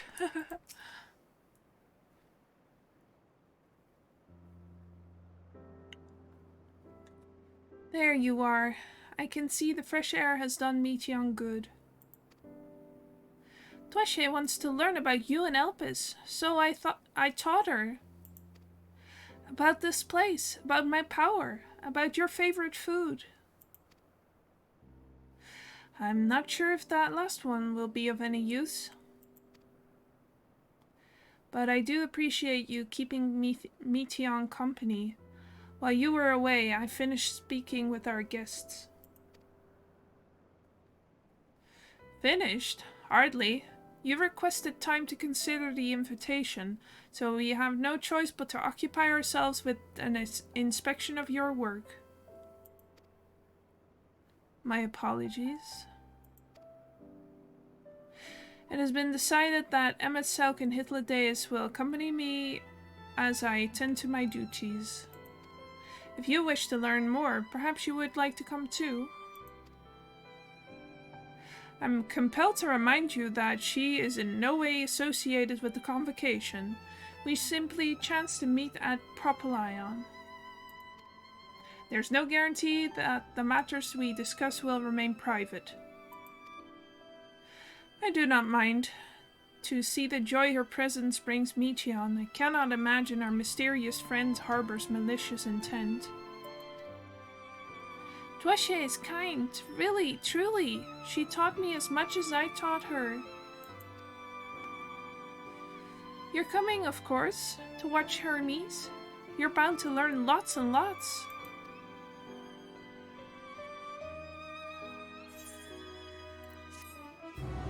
Ugh.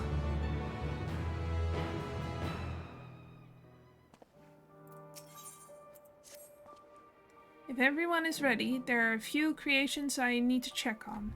First, we shall return to the spot where we found our wayward ambystoma. Have care when you step outside the hub, for there may be more unruly creatures about.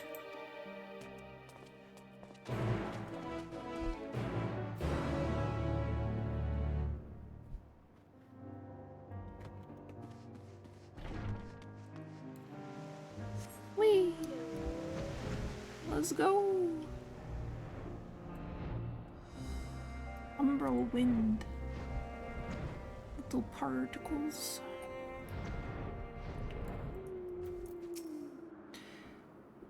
This here is a new species of Petaluda we recently sent loose. It has been doing very well, managing to maintain a stable existence thus far. If it can see its observation period to the end without issue, we shall release it onto the world. Tell me, do you know the difference between living beings and arcane entities? It is the presence of a soul, yet the soul isn't something you can choose to have at will. No, it manifests only in those beings whose forms adhere to the laws of creation, that can endure on their own. Beings that do not fulfill this requirement, such as those spontaneously born of magic or natural phenomena, do not have souls. No matter how much it might resemble flora or fauna, if it lacks a soul, then it is considered an arcane entity. So you see, it is not for mankind to decide what is living. That domain lies beyond our manipulation, and it is hubris to assume otherwise. But come, let us head to the nearby beacon. I've received a report that arcane entities have gathered there.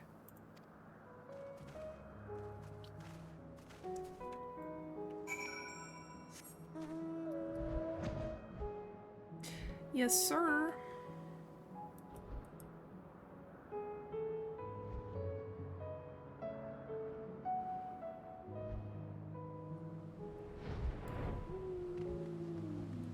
Little lightning sprites. Ah yes, lightning Noma, just as the report said. Though we call this structure a beacon due to its form, it's in fact a magical device. By manipulating the balance of elements, it keeps the owl airborne and maintains the climate thereupon. In the course of its operation, it often sees an internal shift towards a given element. Right now, that element is lightning, which draws the Noma here to replenish their ether. It appears Meteon is busy. Would you care to assist me in her stead and feed the Noma?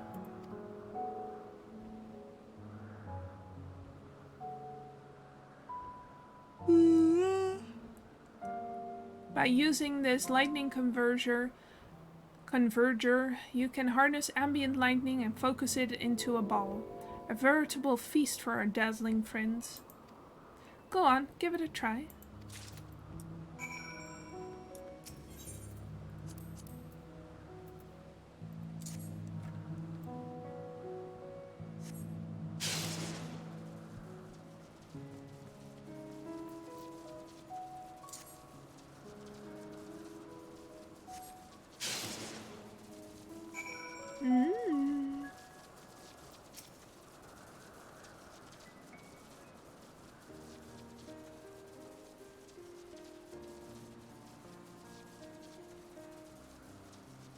Perfectly done, Doishe. Look!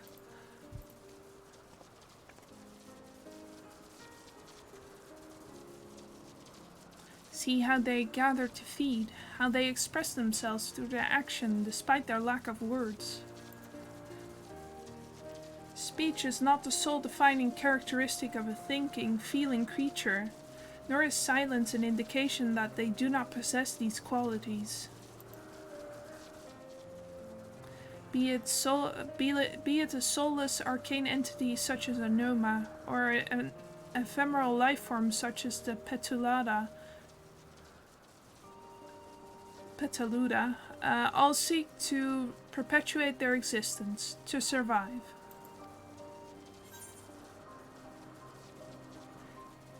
Is Meteon a living being?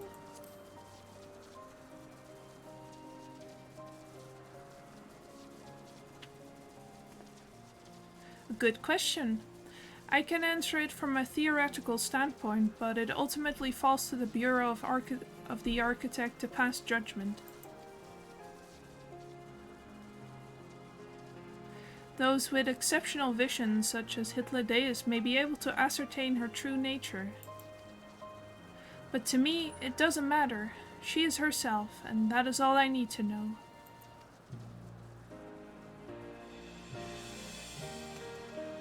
Oh, you finished already?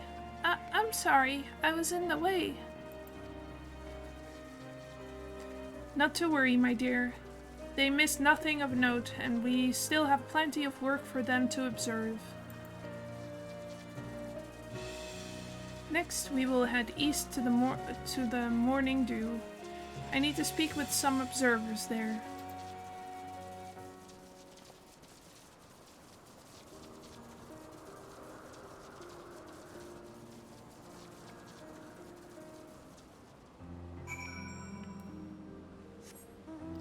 And say what you want about the ancients, but I really like Hermes. He is like so much more sensitive and like conscious of life than all the others.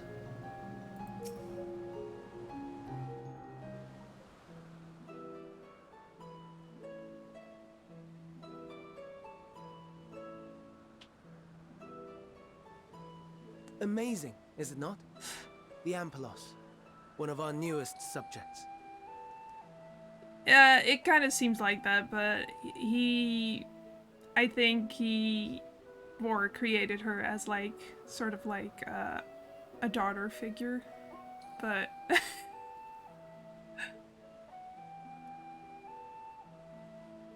he really cares about her. That's the point I'm trying to make.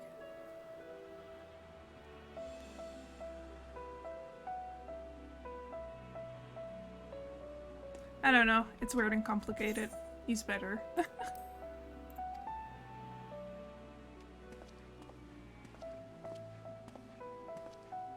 So, how are we coming along?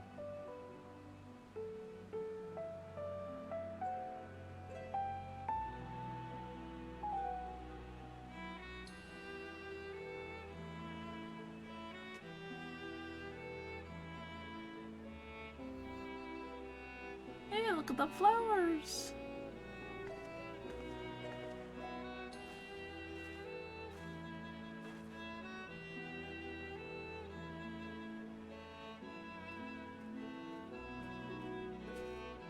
This place is Elpis. Those flowers. Elpis. Entelekis. Like me. Into what? They are a product of Elpis, and so named for their birthplace. A happy accident, born of the hands of a former researcher who loved beautiful blossoms. Unique for how they change color, to reflect the emotional state of those nearby. Though be it here or elsewhere, they are seldom seen in any hue save purest white. Reflect the emotional state, you say? By what means do they achieve this? In creation, there exists an energy wholly apart from ether, one driven by emotions. In like manner to how we manipulate ether, this flower is subject to the influence of said energy.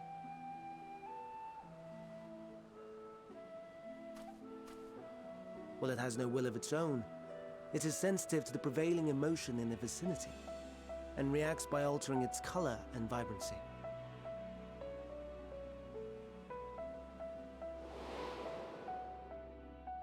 Akasha? It is one of the unseen energies defined by Harnish alchemical theory. Though a gross oversimplification, some describe it as an essence influenced by feeling.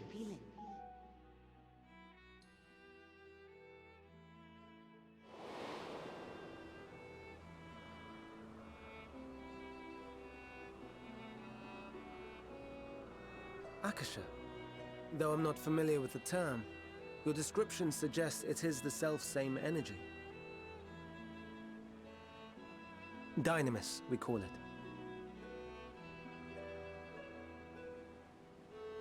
And those entities like the Elpis flower that have the ability to interact with this energy, converting emotions into tangible phenomena, are Entelekis. That's me! That's me! An Enteleki! That you are, my dear. And no ordinary one at that, but the first possessed of free will.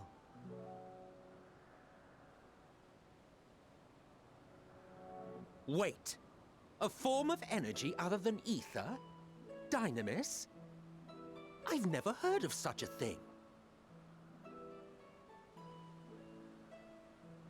Hardly surprising. Dynamis cannot be seen, much less felt. And though its existence has long been theorized, we had no proof until the flower's serendipitous creation. What's more, Dynamis is far weaker than ether. Under normal circumstances, its effects are drowned out by the latter. On account of which, beings comprised of and reliant upon the ether, like you and I, are unable to make practical use of Dynamis. 'Tis a truly esoteric thing, known to but a select few scholars. Intriguing. Then, given the limitations you described, why create Meteon?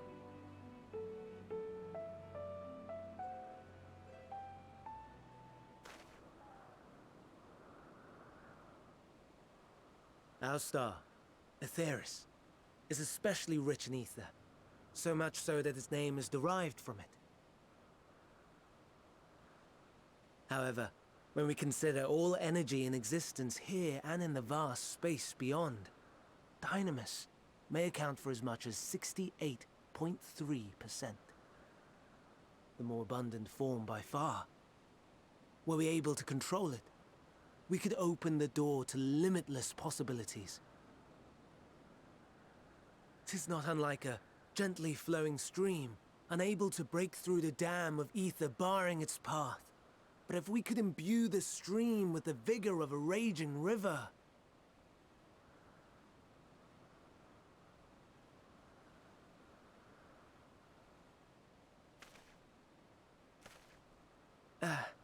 Not that I have such grand ambitions. Nay. I merely wish to create a being that could traverse the great expanse.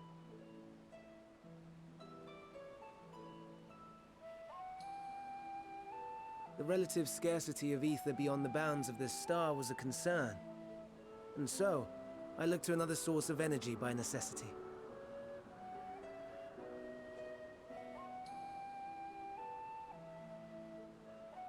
That being Dynamis.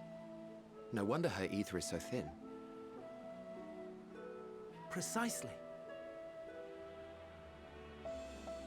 Yours is thin too. Like an entelechy. Like me. So... are we the same? Entelecchies.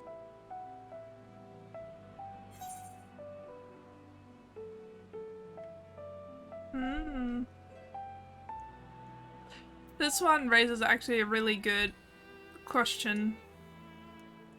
Well, I have been known to transcend my limits with nothing but determination. That means that, like, limit breaks? Those are, Akasha or Dynamis. That's how, like, with a healer LB3, you raise everyone in your party.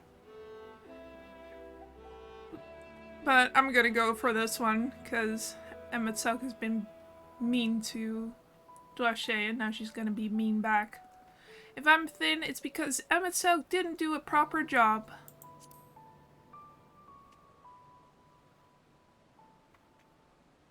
Well, aren't we ungrateful? Mayhap I should revert you to the pathetic, faded thing you were. A deficit of ether alone does not an entelechy make. It would, however, make it easier for you to interact with Dynamis. And limited though its influence may be, this quality could prove the difference between victory and defeat. You do well not to underestimate it.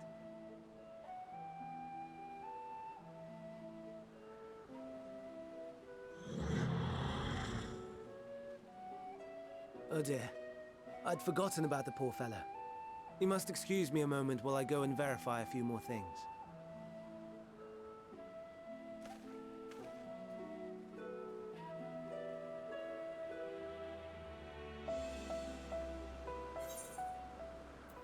Ooh. I love this little treat of delicious lore.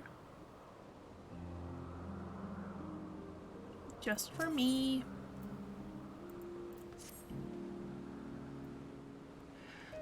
Not that I or anyone else would be able to make use of it even if we knew, but it irks me to discover that there is an entirely different form of energy, and no one told me. That personal annoyance aside, Hermes' knowledge is undeniably impressive.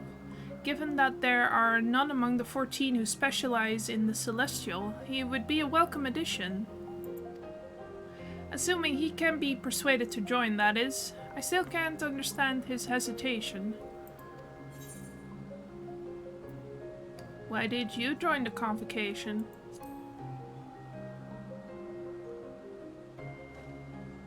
Oh, you wish to know why Emmet Selk was chosen for the convocation? I should be glad to share the tale. Ahem. It began when... Not another word. Lest you've forgotten, we are here to learn about Hermes, not me. My misspent youth is not your concern. I love them giving Hythlodaeus a little kicking rocks emotion there. That's so cute.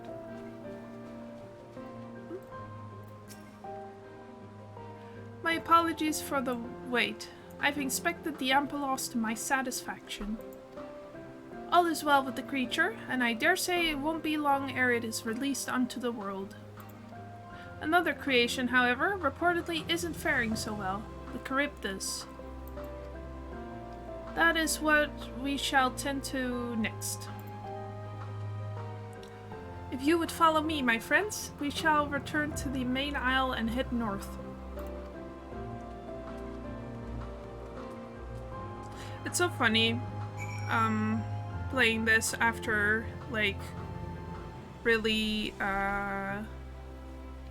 getting deep into some Greek mythology books. It's like, I believe Charybdis is the whirlpool that Odysseus has to, like, pass, and it eats his ship. Like, on one side is Scylla, and on the other side is Charybdis. It's a narrow passage. I may be misremembering that. Ooh, I'm smart. I remember. Hello, little guy. Why so blue? I understand there is a problem with one of the Charybdis. Yes, that's right. As you know, the Charybdis is based on a sea creature. Owing to adjustments to enhance its affinity to wind, it is capable of flight. The specimen created from the concept could all fly without issue, but a problem arose in subsequent generations. This third generation creature was born with an etheric balance leaning strongly towards water, its aquatic origin reasserting itself, it would seem. The result being is its affinity to wind is diminished, and it cannot fly. No matter what we try, we can't get it to rise even the slightest bit. For such a change to manifest in so few generations, I fear they are too unstable, flawed. With your permission, I will revert the creatures and recommend to the Bureau that the concept be revised. With its etheric balance leaning towards water, the Charybdis would indeed struggle to manipulate wind. Yet it is too early to conclude that it cannot fly. Having failed at first, it may simply have developed a fear. I shall transform and fly with it, helping it to manipulate wind until it finds its wings. What? You needn't go to such lengths. I would like to see it. You don't know? Of course not.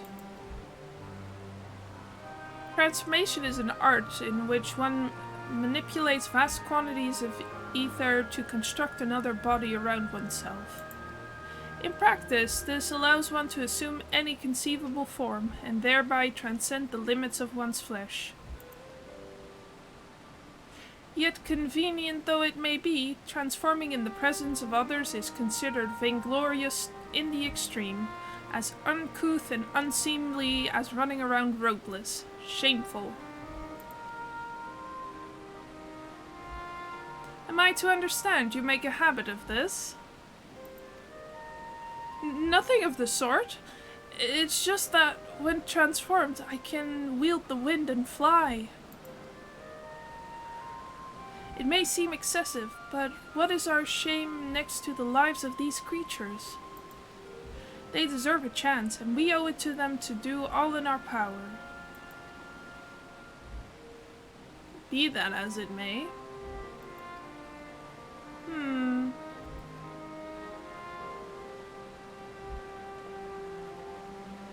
Yes, I believe I have a solution. Emet-Selch, may I trouble you to move that Charybdis away from its fellows, somewhere out of sight.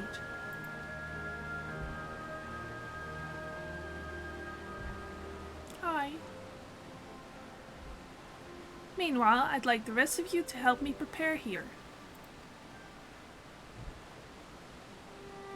What mischief are you scheming now? No mischief, I assure you. I would but spare you the need to report to your colleagues that Hermes committed an indiscretion. So have a little faith and run along.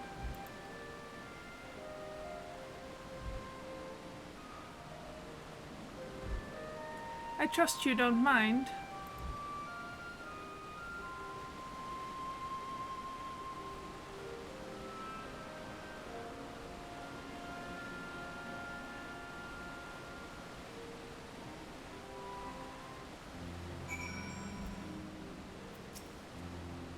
Emet-Selch is out of sight? Good. Let's speak of the plan. It's a stroke of genius, really. We have Emet-Selch train the Charybdis.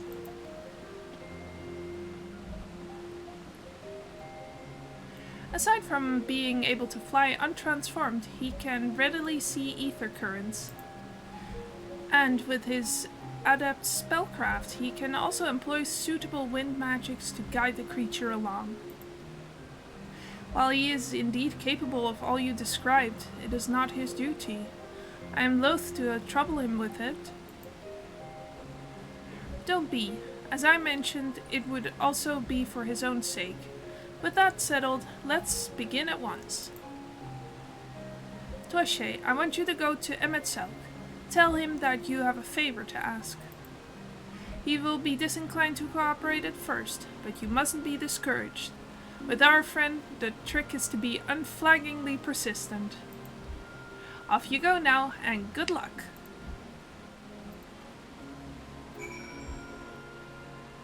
I love it. We're just hassling Emet-Selch.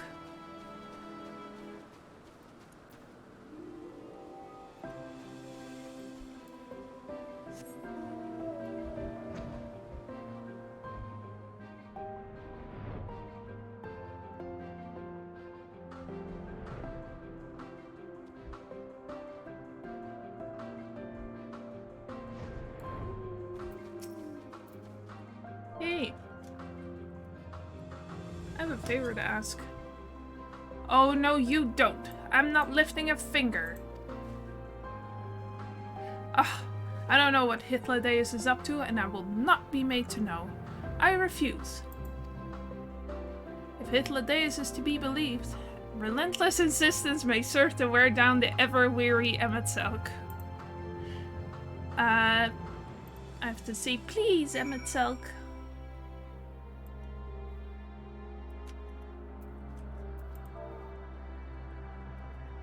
Please.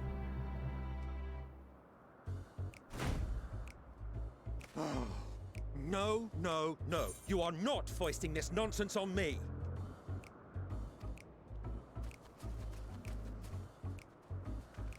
I'm given to understand you have the power to help the Charybdis, and should be quite willing to do so. And so I appeal to your better nature, most benevolent Emet-Selch. Please teach her to fly. Or else Hermes will transform. Right now.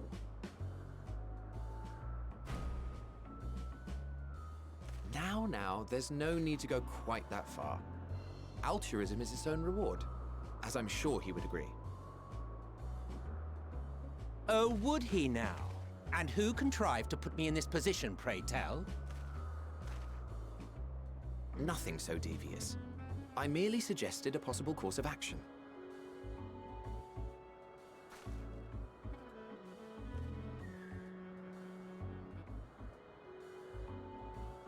Please, Emet-Selch. Please. He can't resist the puppy eyes.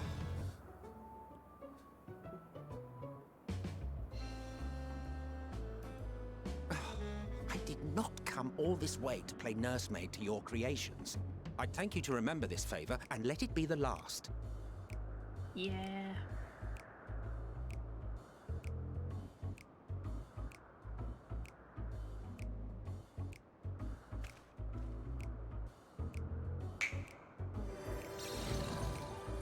Ooh, fucked up little creature. I will aid it once it has taken to the air. It falls to you to shepherd it skyward.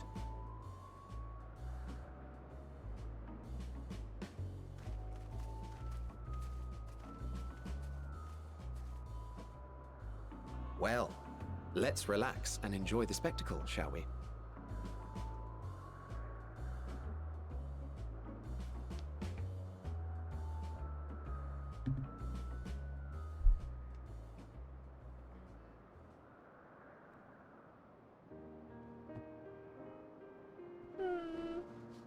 You were wondering why Emet-Selch joined the convocation. Truth be told, he wasn't the first choice for the office. I was, on the strength of my ability to see ether. But I declined the offer. For though my vision is exceptional, I am pedestrian in all other aspects. Worse even. Quite abysmal when it comes to manipulating ether, for example. Couldn't transform even if I had a mind to do so. What good is the ability to perceive a problem if one cannot act to address it? Emet-Selch has no such shortcomings. He excels in vision and manipulation both, the latter to an extraordinary degree. If there is a mage more powerful, I do not know of them.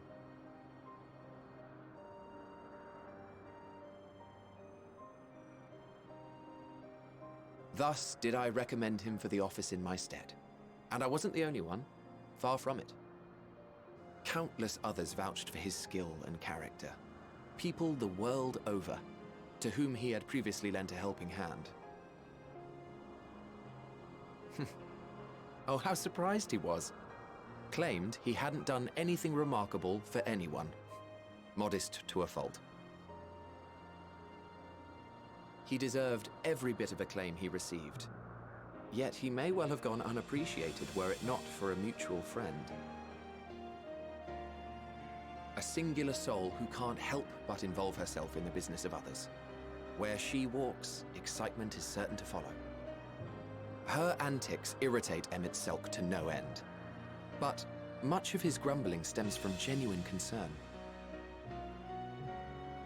When our friend calls, he never fails to answer and lend his talents.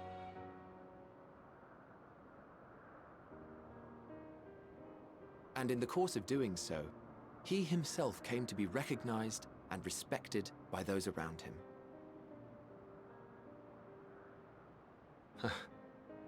They are truly remarkable individuals, and I'm proud to call them friends.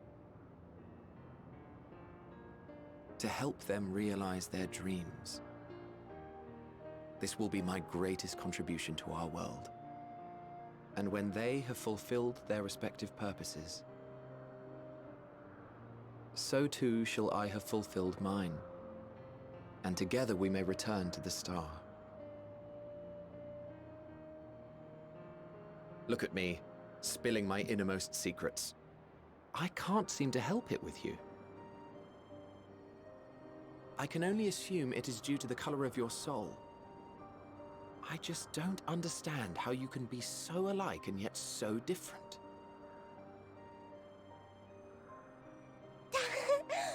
Well done, my pet. Well done!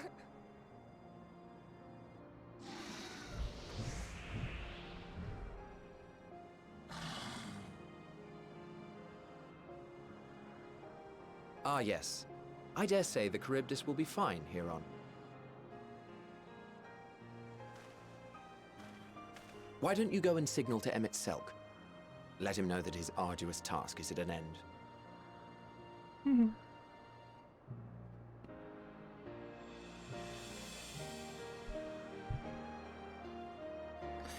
Oh man. You don't need to sell yourself short, Hyclades. You have plenty of other stuff you're good at.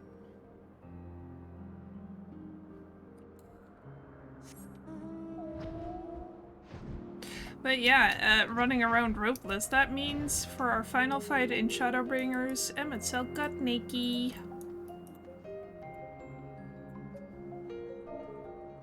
Just chew on that one for a little bit.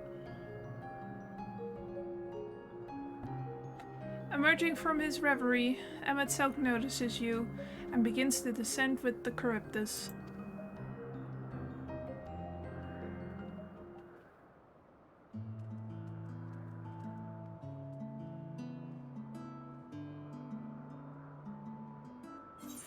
I have no words to express my gratitude.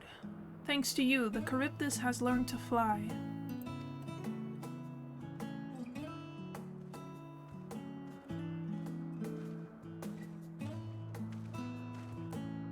And Dwesha and I could relax and have a pleasant chat. I'm sure you did. The creature needed some small assistance at first, but soon it was flying more or less on its own. I doubt you will need to repeat the lesson. That was truly impressive.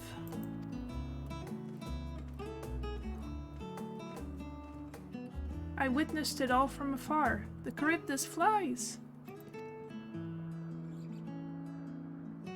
Indeed. With this, we've proven that even a creature with skewed etheric balance is capable of flight. Though we helped it achieve this, the Charybdis is a herd animal. They may well aid their struggling kin in like fashion if and when the need arises. Keep this in mind. I bid you to continue observing them. Keeping this in mind. That is what you want. But if I may say so, rather than hoping an idealistic possibility comes to pass, would it not be simpler to have the concept adjusted? That way, we could guarantee that anomalies such as this specimen are never born in the first place. These creatures are already here. We will spare no effort in giving them a chance to survive. As you wish, Chief. As you wish.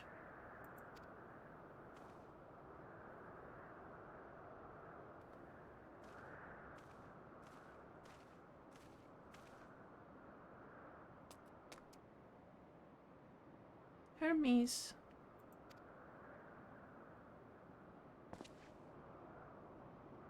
I'm fine. Don't worry.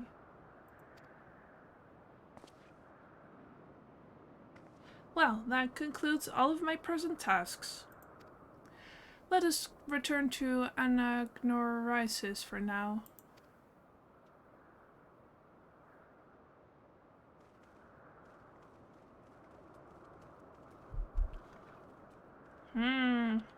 I'm sensing trouble in paradise.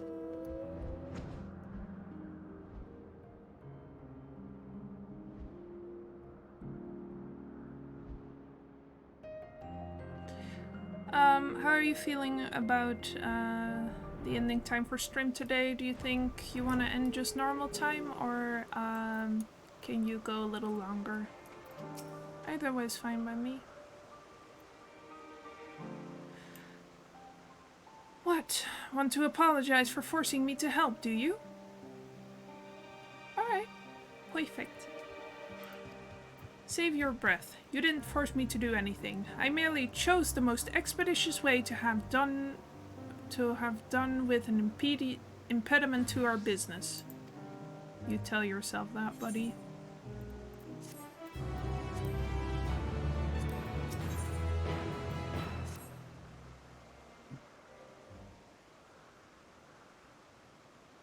Tell me, Dwashe, in the course of watching me, have you learned aught of value?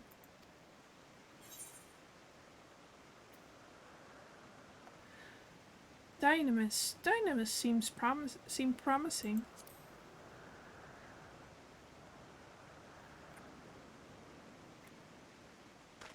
Dynamis, you say? Curious that such an obscure phenomenon should be of interest to you.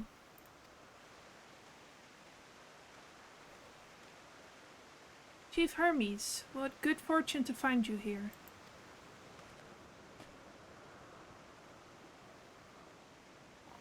Is something the matter? The Lycoon, I'm afraid it's done it again. No sooner did we release one for observation than it set upon the nearby Ocupides, slaughtering them. Was the creature hungry, or somehow provoked? I just fed them myself, and the Ocupides were keeping a wide berth. It is the nature of the Lycoon that is to blame, their innate viciousness. Temperament aside, it is an outstanding creation, perfect in form and function. Though it may not be suited for release, I've no doubt that the Bureau will accept its concept for preservation. In any case, there's no point in postponing the inevitable. Doros will revert them all once the paperwork is in order. Where's the scene of the incident?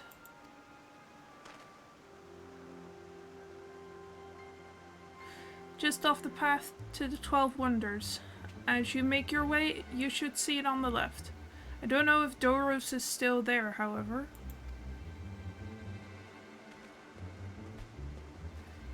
Hermes, wait!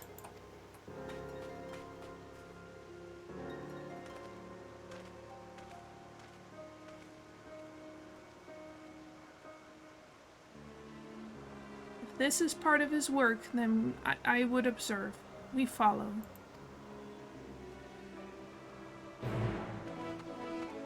Run, run, run!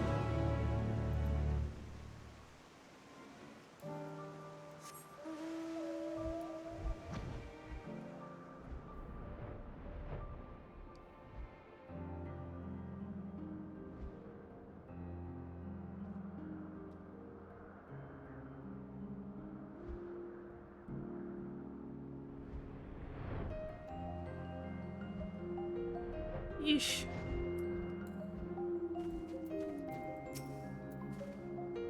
The lacerations and burns are unmistakable. Lycaon was indeed responsible. But the creature is nowhere to be seen. Doros must have taken it away. The man makes his base at the 12 Wonders. I shall go and seek him out there. Emmett Selk and I will search the area for good measure, just to make sure the Lycaon did not escape. My thanks. Let us meet at the 12 Wonders when you have finished. I will go on ahead. Please follow with Dwashe. Come, come. It's down this path and over the bridge.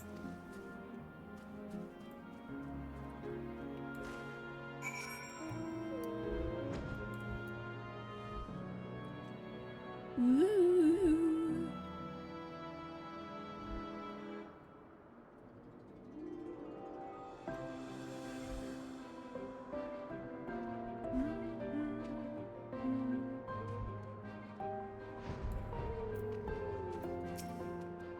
There it is, the 12 Wonders. Hermes is looking for Doros. Let's look for Doros too. He's a man with long blonde hair, I think. I'll know him when I see him. Meteon's accompanying us. Yahoo! Let's go! Another bird daughter. Trippy. Not trippy, but a little trip.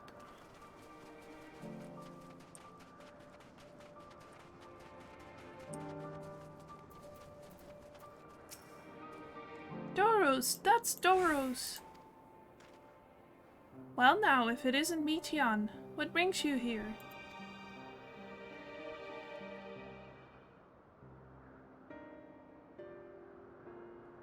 Ah, I thought I heard familiar voices. I didn't realize you two had decided to help me search for Doros. Thank you. You're in charge of the Lycaones, I believe. Where are they now? Out in the fields in restraint. Frenzied as they were, I couldn't well return them to Ctesis. Once I've submitted my report, I will see them reverted without delay.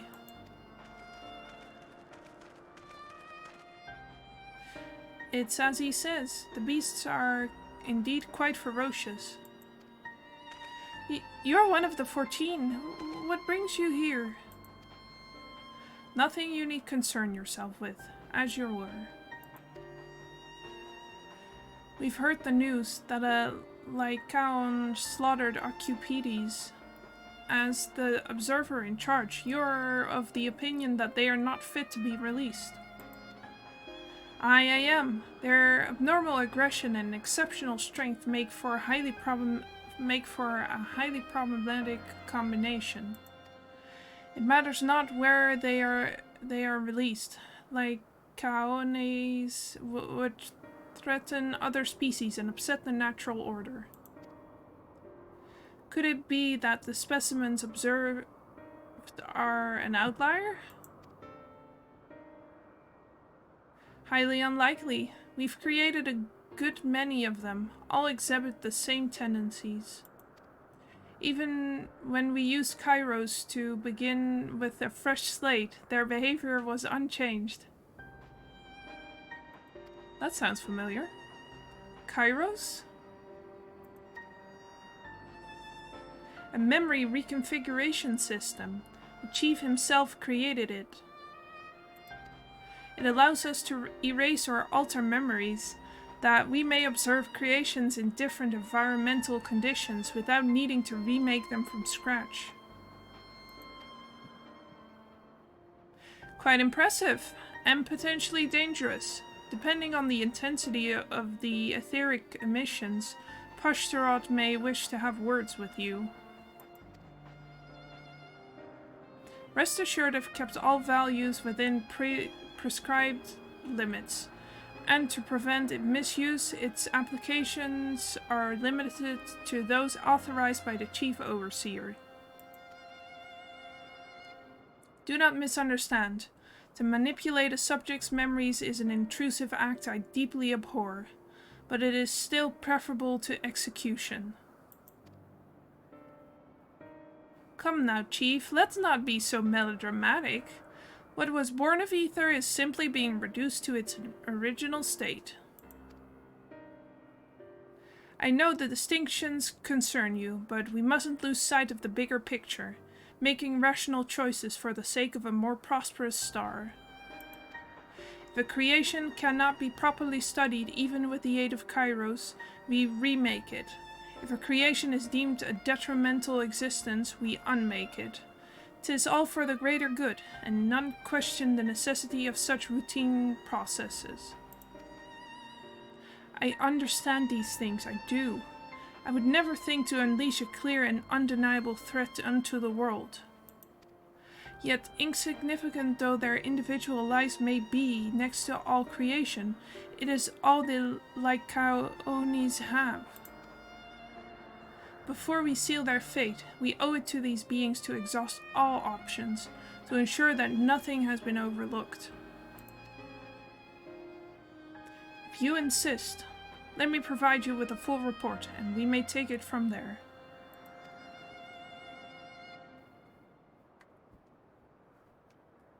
Would it be possible for us to attend the discussion, that Emmett Selk may better carry out his duties?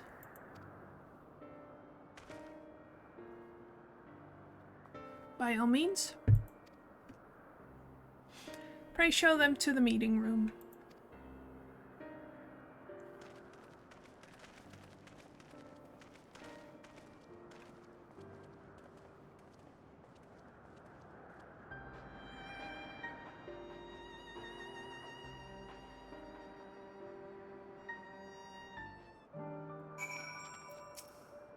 To man, other beings are just things, to be used and controlled like magic.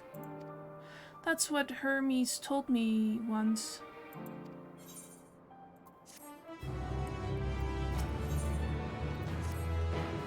I fear this discussion may take a while, during which time... Meteon, are you feeling unwell?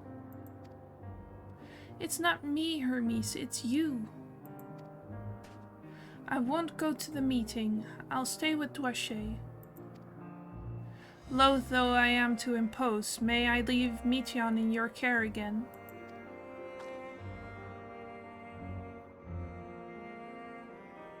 I'm in your debt, if you'll excuse me.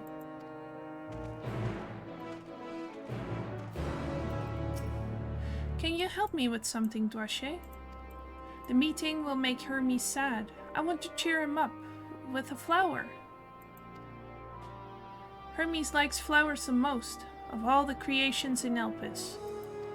Most creations are expected to be interesting or beautiful or strong, better in some way. But flowers are different. They're designed to suit our emotions, what we feel and want to convey. Hermes likes that. I can't make flowers, so I'll search for one, and I want you to search with me. Let's start here, at the 12 Wonders. We're going with Meteon.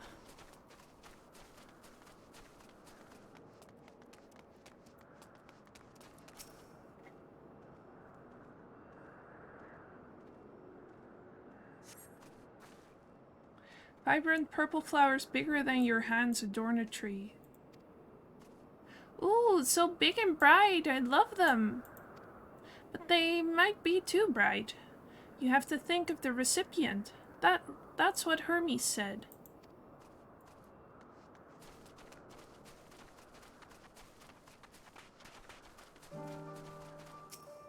A tree?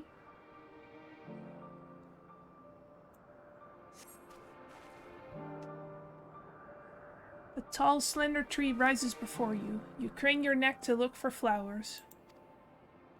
No flowers. If there were apples, we could have covered them in syrup. Let's head outside next. Don't worry, we won't wander far.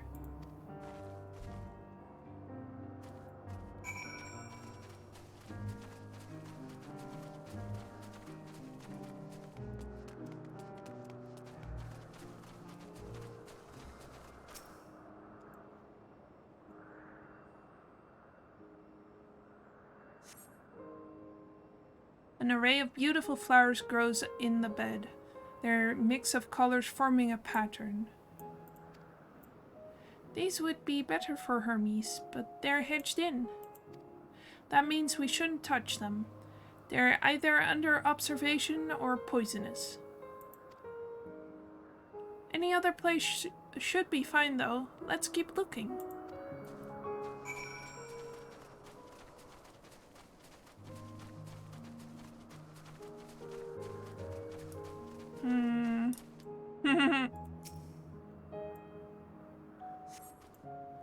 Set on a tall, thin stalk, the oddly shaped flower is mesmerizing in its undulations.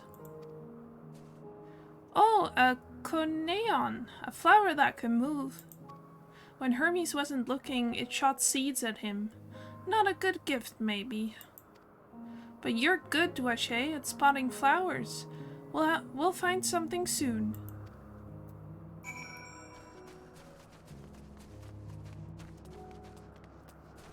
Run, run, run.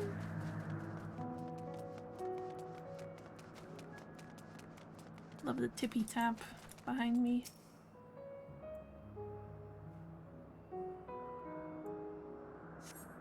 You spy nothing promising nearby. At best, common-looking grasses with some few tiny flowers. Nothing around here. Oh! Over there, Duache, something big, huge!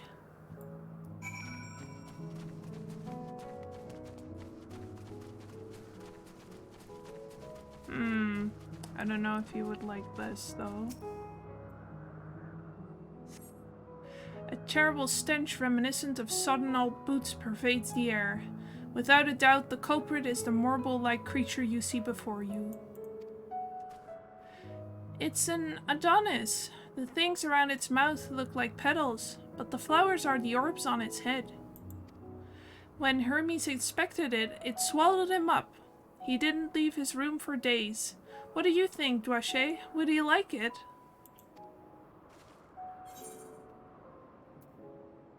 It's probably not the good sort of memory. So not this one either. Finding a good flower, it's harder than I thought. I'm sorry, Duache, but could we search a little more? Maybe as far as the fields over there. I'll pick something after that, I promise. It's okay, baby. I don't mind the field trip.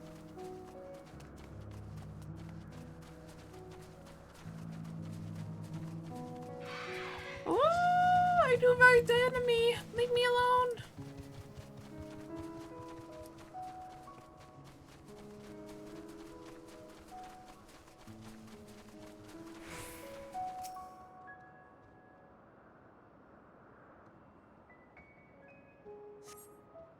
Lush green fields stretch out before you, ending where the sky begins. Oh, there's nothing. The shiny thing over there. What could it be? What's all this then? Ah, Elpis flowers.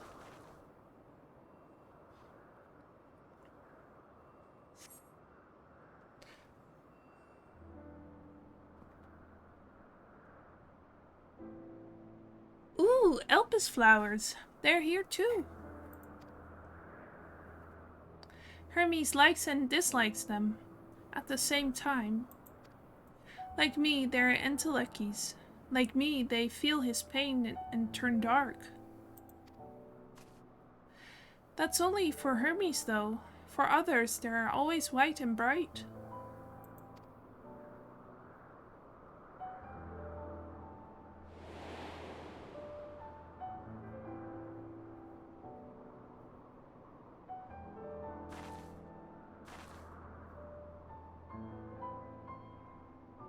Truly, the flower was dark in your home. Then, do you have it too? A dark emotion?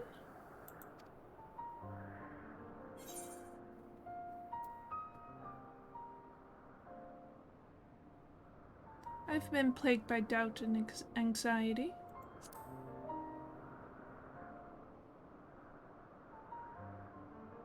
I see.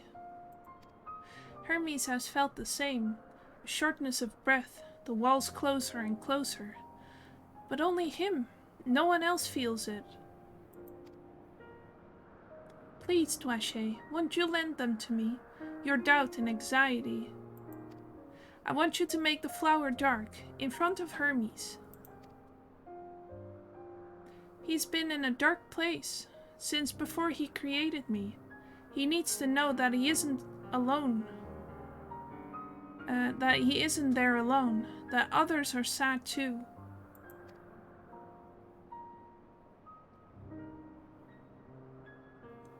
Truly, you'll do it?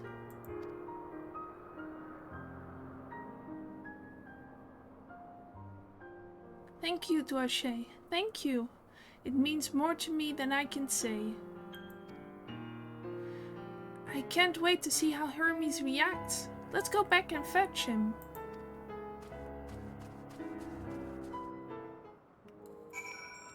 Yay. Time to be sad. Time to be mad. Not time to be glad. It seems they're still talking. Let's wait until they've finished.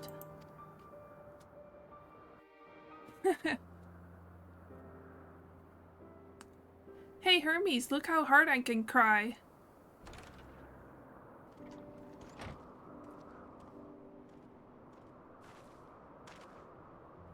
Hermes!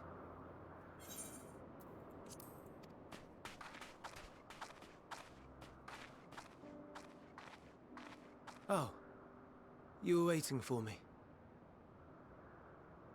You've finished talking? Yes, we've come to a decision.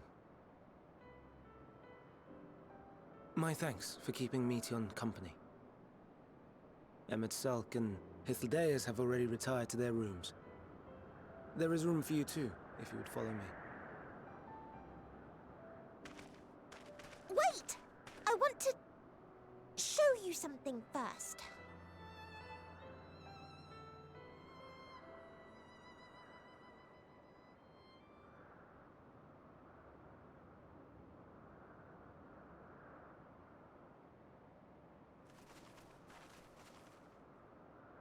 Elpis flowers? Go on.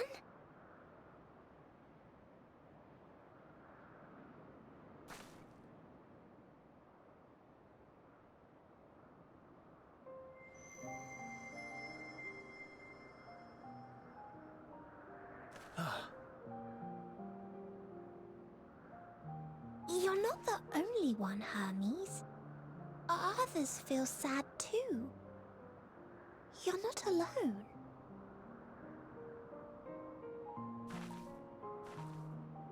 I see Meteon has shared much with you.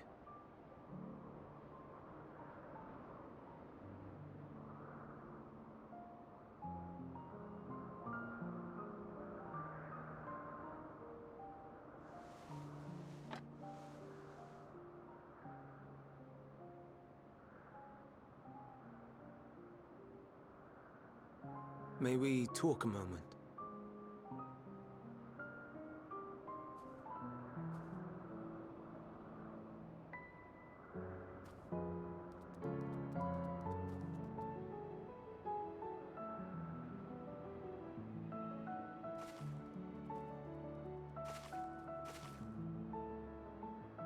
I do not think it wrong that we live for the star, that we strive to make it a better place. And yet, in carrying out my duties here, there are times when I am plagued by doubt. Do you recall what Hythlodaeus said when we first spoke of my nomination? Death is the privilege of those who have fulfilled their purpose, a choice they embrace of their own free will, and when they depart, it is always beautiful.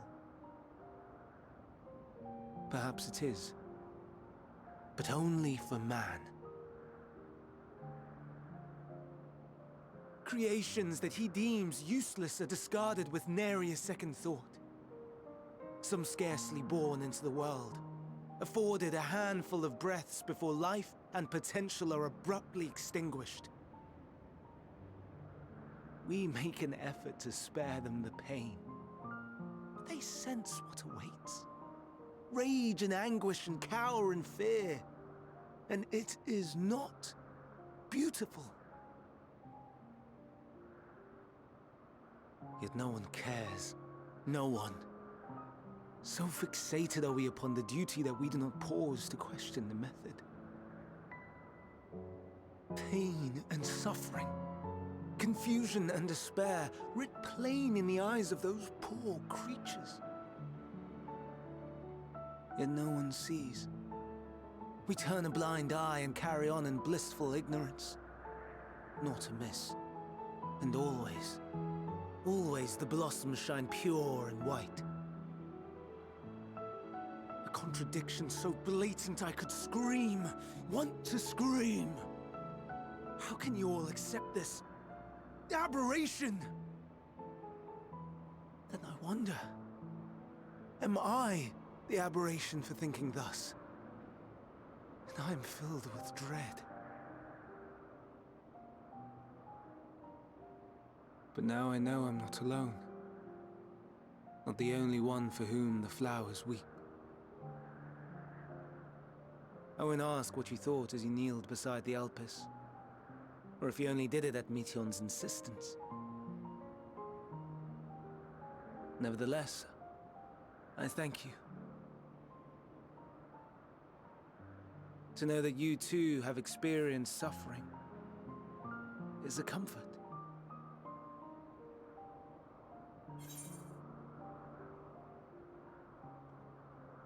Glad I could be of service.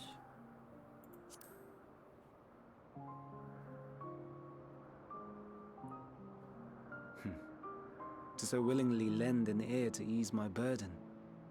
You are a strange one. Man, you are so depressed and getting no help. That's really sad. The stars in the heavens. Know you what they are? Though it is too far to tell, each glittering light could be a world not unlike Aetheris. A world filled with life. That's the worst part, like everyone's like, yeah, you're weird.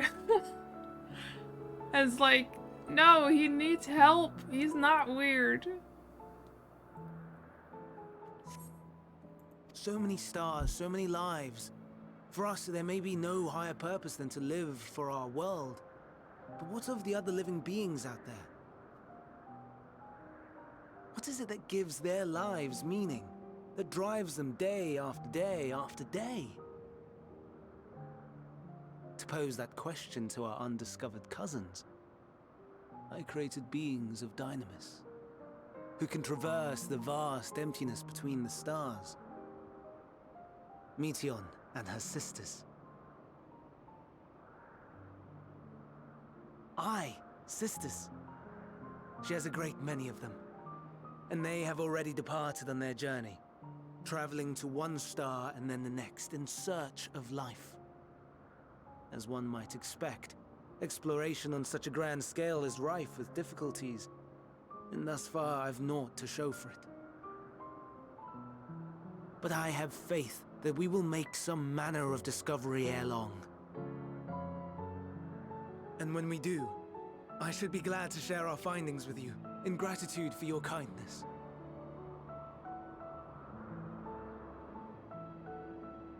It's getting rather late. We had best find our beds. It would not do for both of us to be sleep-deprived on the morrow.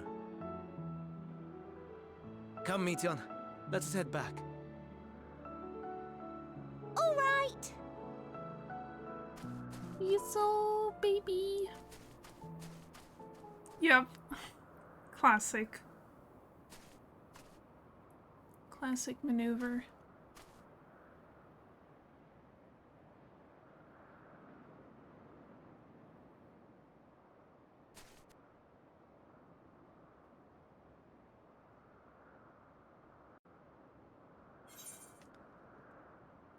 Trauma time, now to catch some Z's.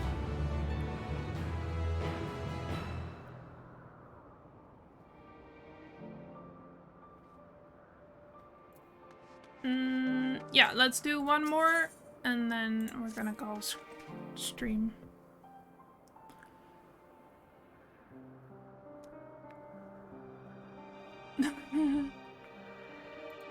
Oh, shit.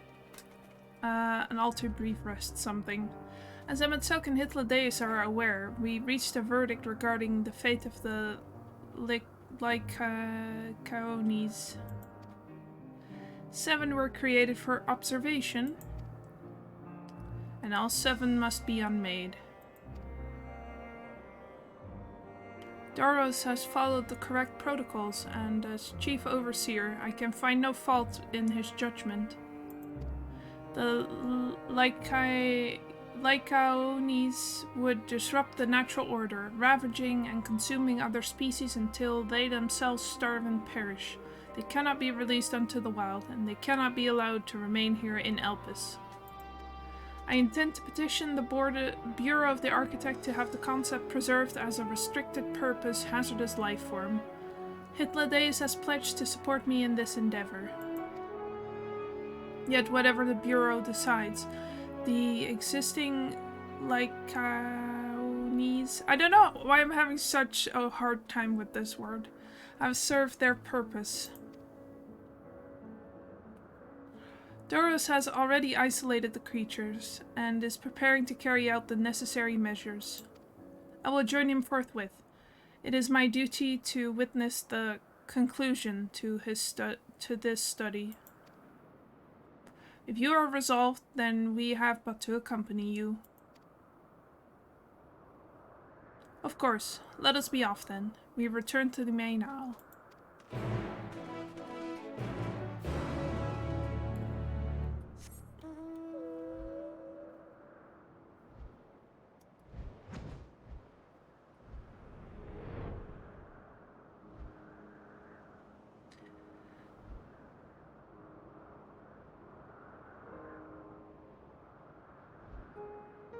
No, they did. Oh, hello, sir.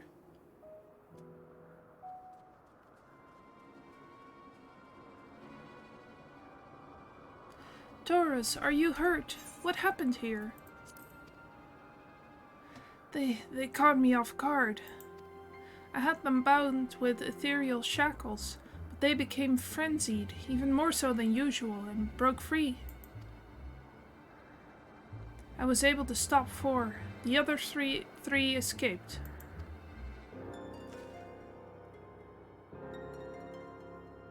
I see them. 2 have taken to the air above the 12 wonders.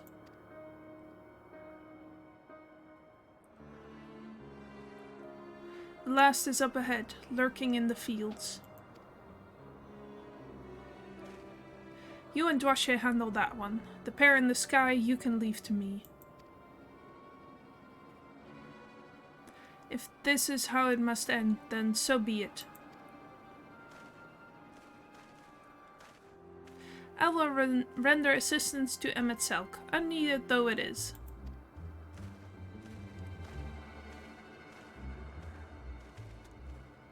Mitian, you are to stay here with Doros. But Hermes... The Lycaonies must be reverted. I would spare you their pain, and mine.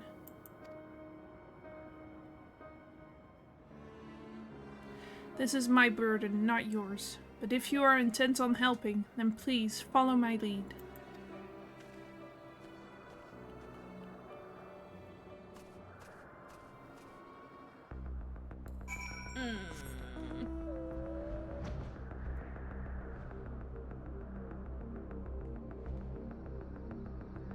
Hello? I appreciate your help and lament that it is necessary. There it is, our quarry, within striking distance at present, but if it feels threatened, it may well flee beyond our reach. Here's my plan. You will approach slowly, in full view, and draw the Lycaon's attention. Now, I warn you, its abilities are as fiery as its temperament. Once it spots you, it will unleash orbs of flame. But fear not. By my measure, you are more than equal to the task. Withstand the onslaught for a few brief moments, and that will give me time to catch it unawares. Ready? Then let us begin.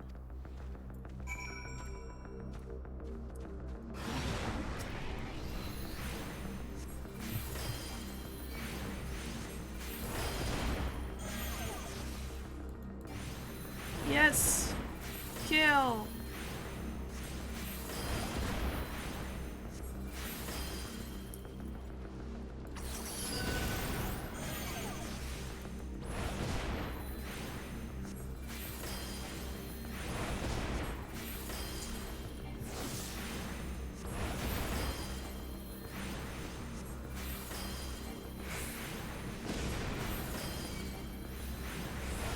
Should've got monk for this shit. Then I don't have my outfit.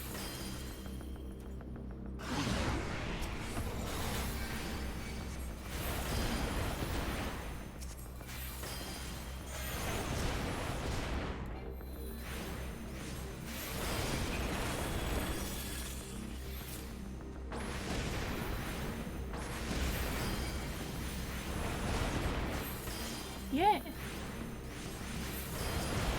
It's just a little slower than Monk. You're just flashy punching everything. I think if we do raids and stuff, I think I'm gonna go Monk. That's the most fun. For me, at least. There we go.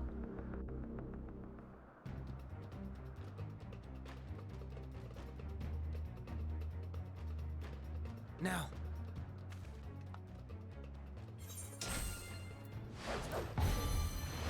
I love the Caduceus staff.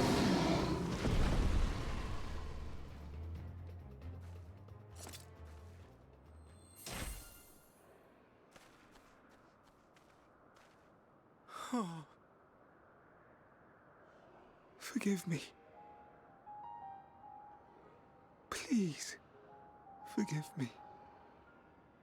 May you and your kin find peace. Wherever your souls may drift in the underworld, may you find tranquil seas.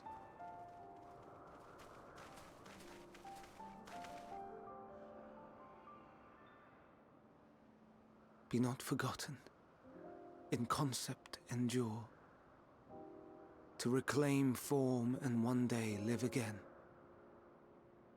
Serve not the star, or any purpose save your own.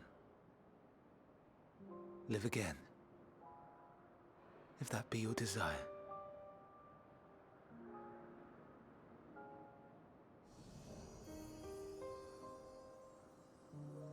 Hate, if that be your want. We are worthy. But leave your suffering behind. Lay down your burdens, be born anew. Fly high. Fly free.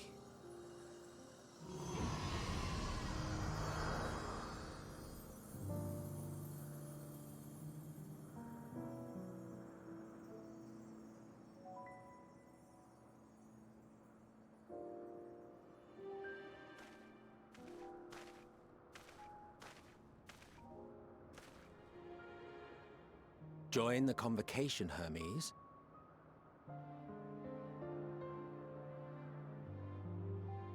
You do not belong here. Leave to replace another. To be replaced. It changes nothing. Tell me, do you think it right that we sacrifice all these lives for the sake of the star? And when the star has reached perfection, what then? If all who are satisfied choose to die, shall we all die in satisfaction?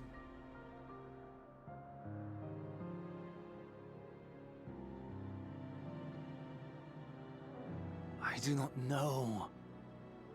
Were I to take up the seat of Fandaniel, it would be tantamount to approving my predecessor's death. I do not know if it is right. And to be torn by such thoughts, I do not know if I am fit to represent mankind. Hermes! Please don't be angry. It hurts so.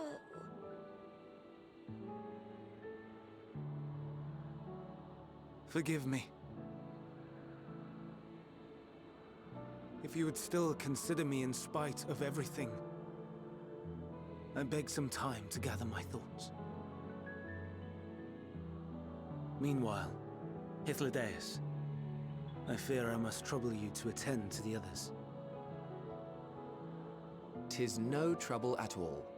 Take as long as you require.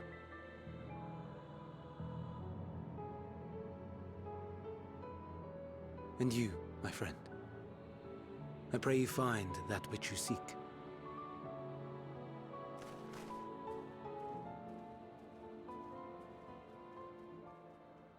I expect we have some few matters to discuss.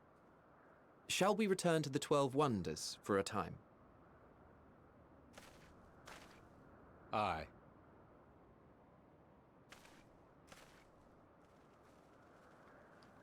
Woof.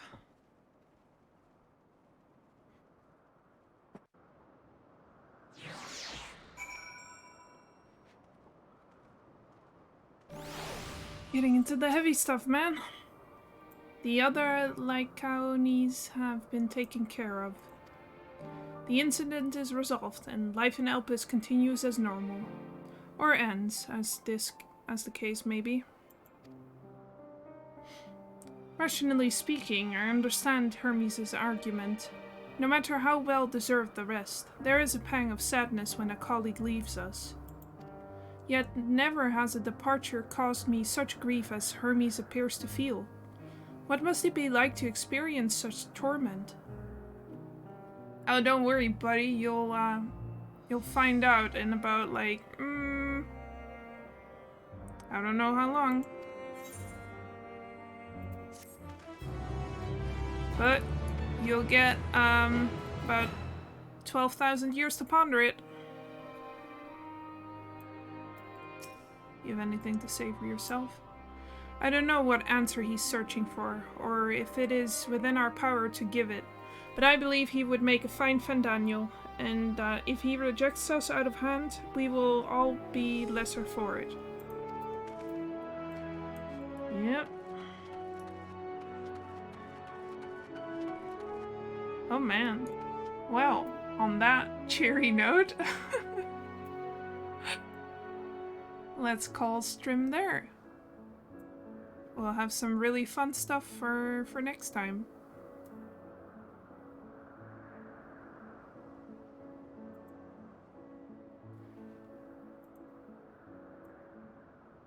Yeah. Oh man, I really do love this section of Endwalker.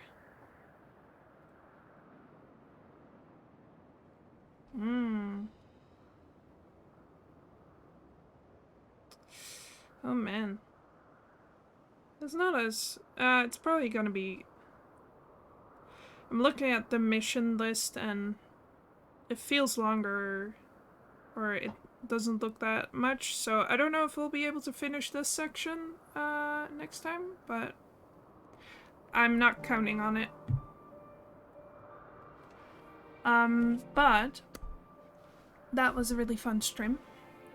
I enjoyed it. I hope you did too. As for the next time, we've already discussed next Monday is either going to be no stream or a Hollow Knight stream. And then I think,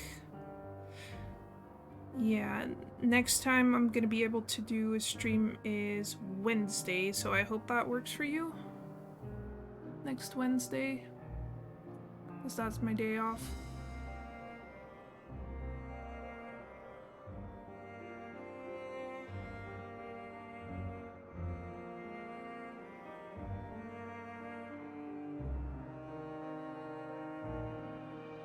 Yeah, no worries. Yeah, the rest of the week I do, I can't do one on Tuesday because I have a 5 to 8 shift. But if Wednesday's not good for you, I could, shift to Thursday.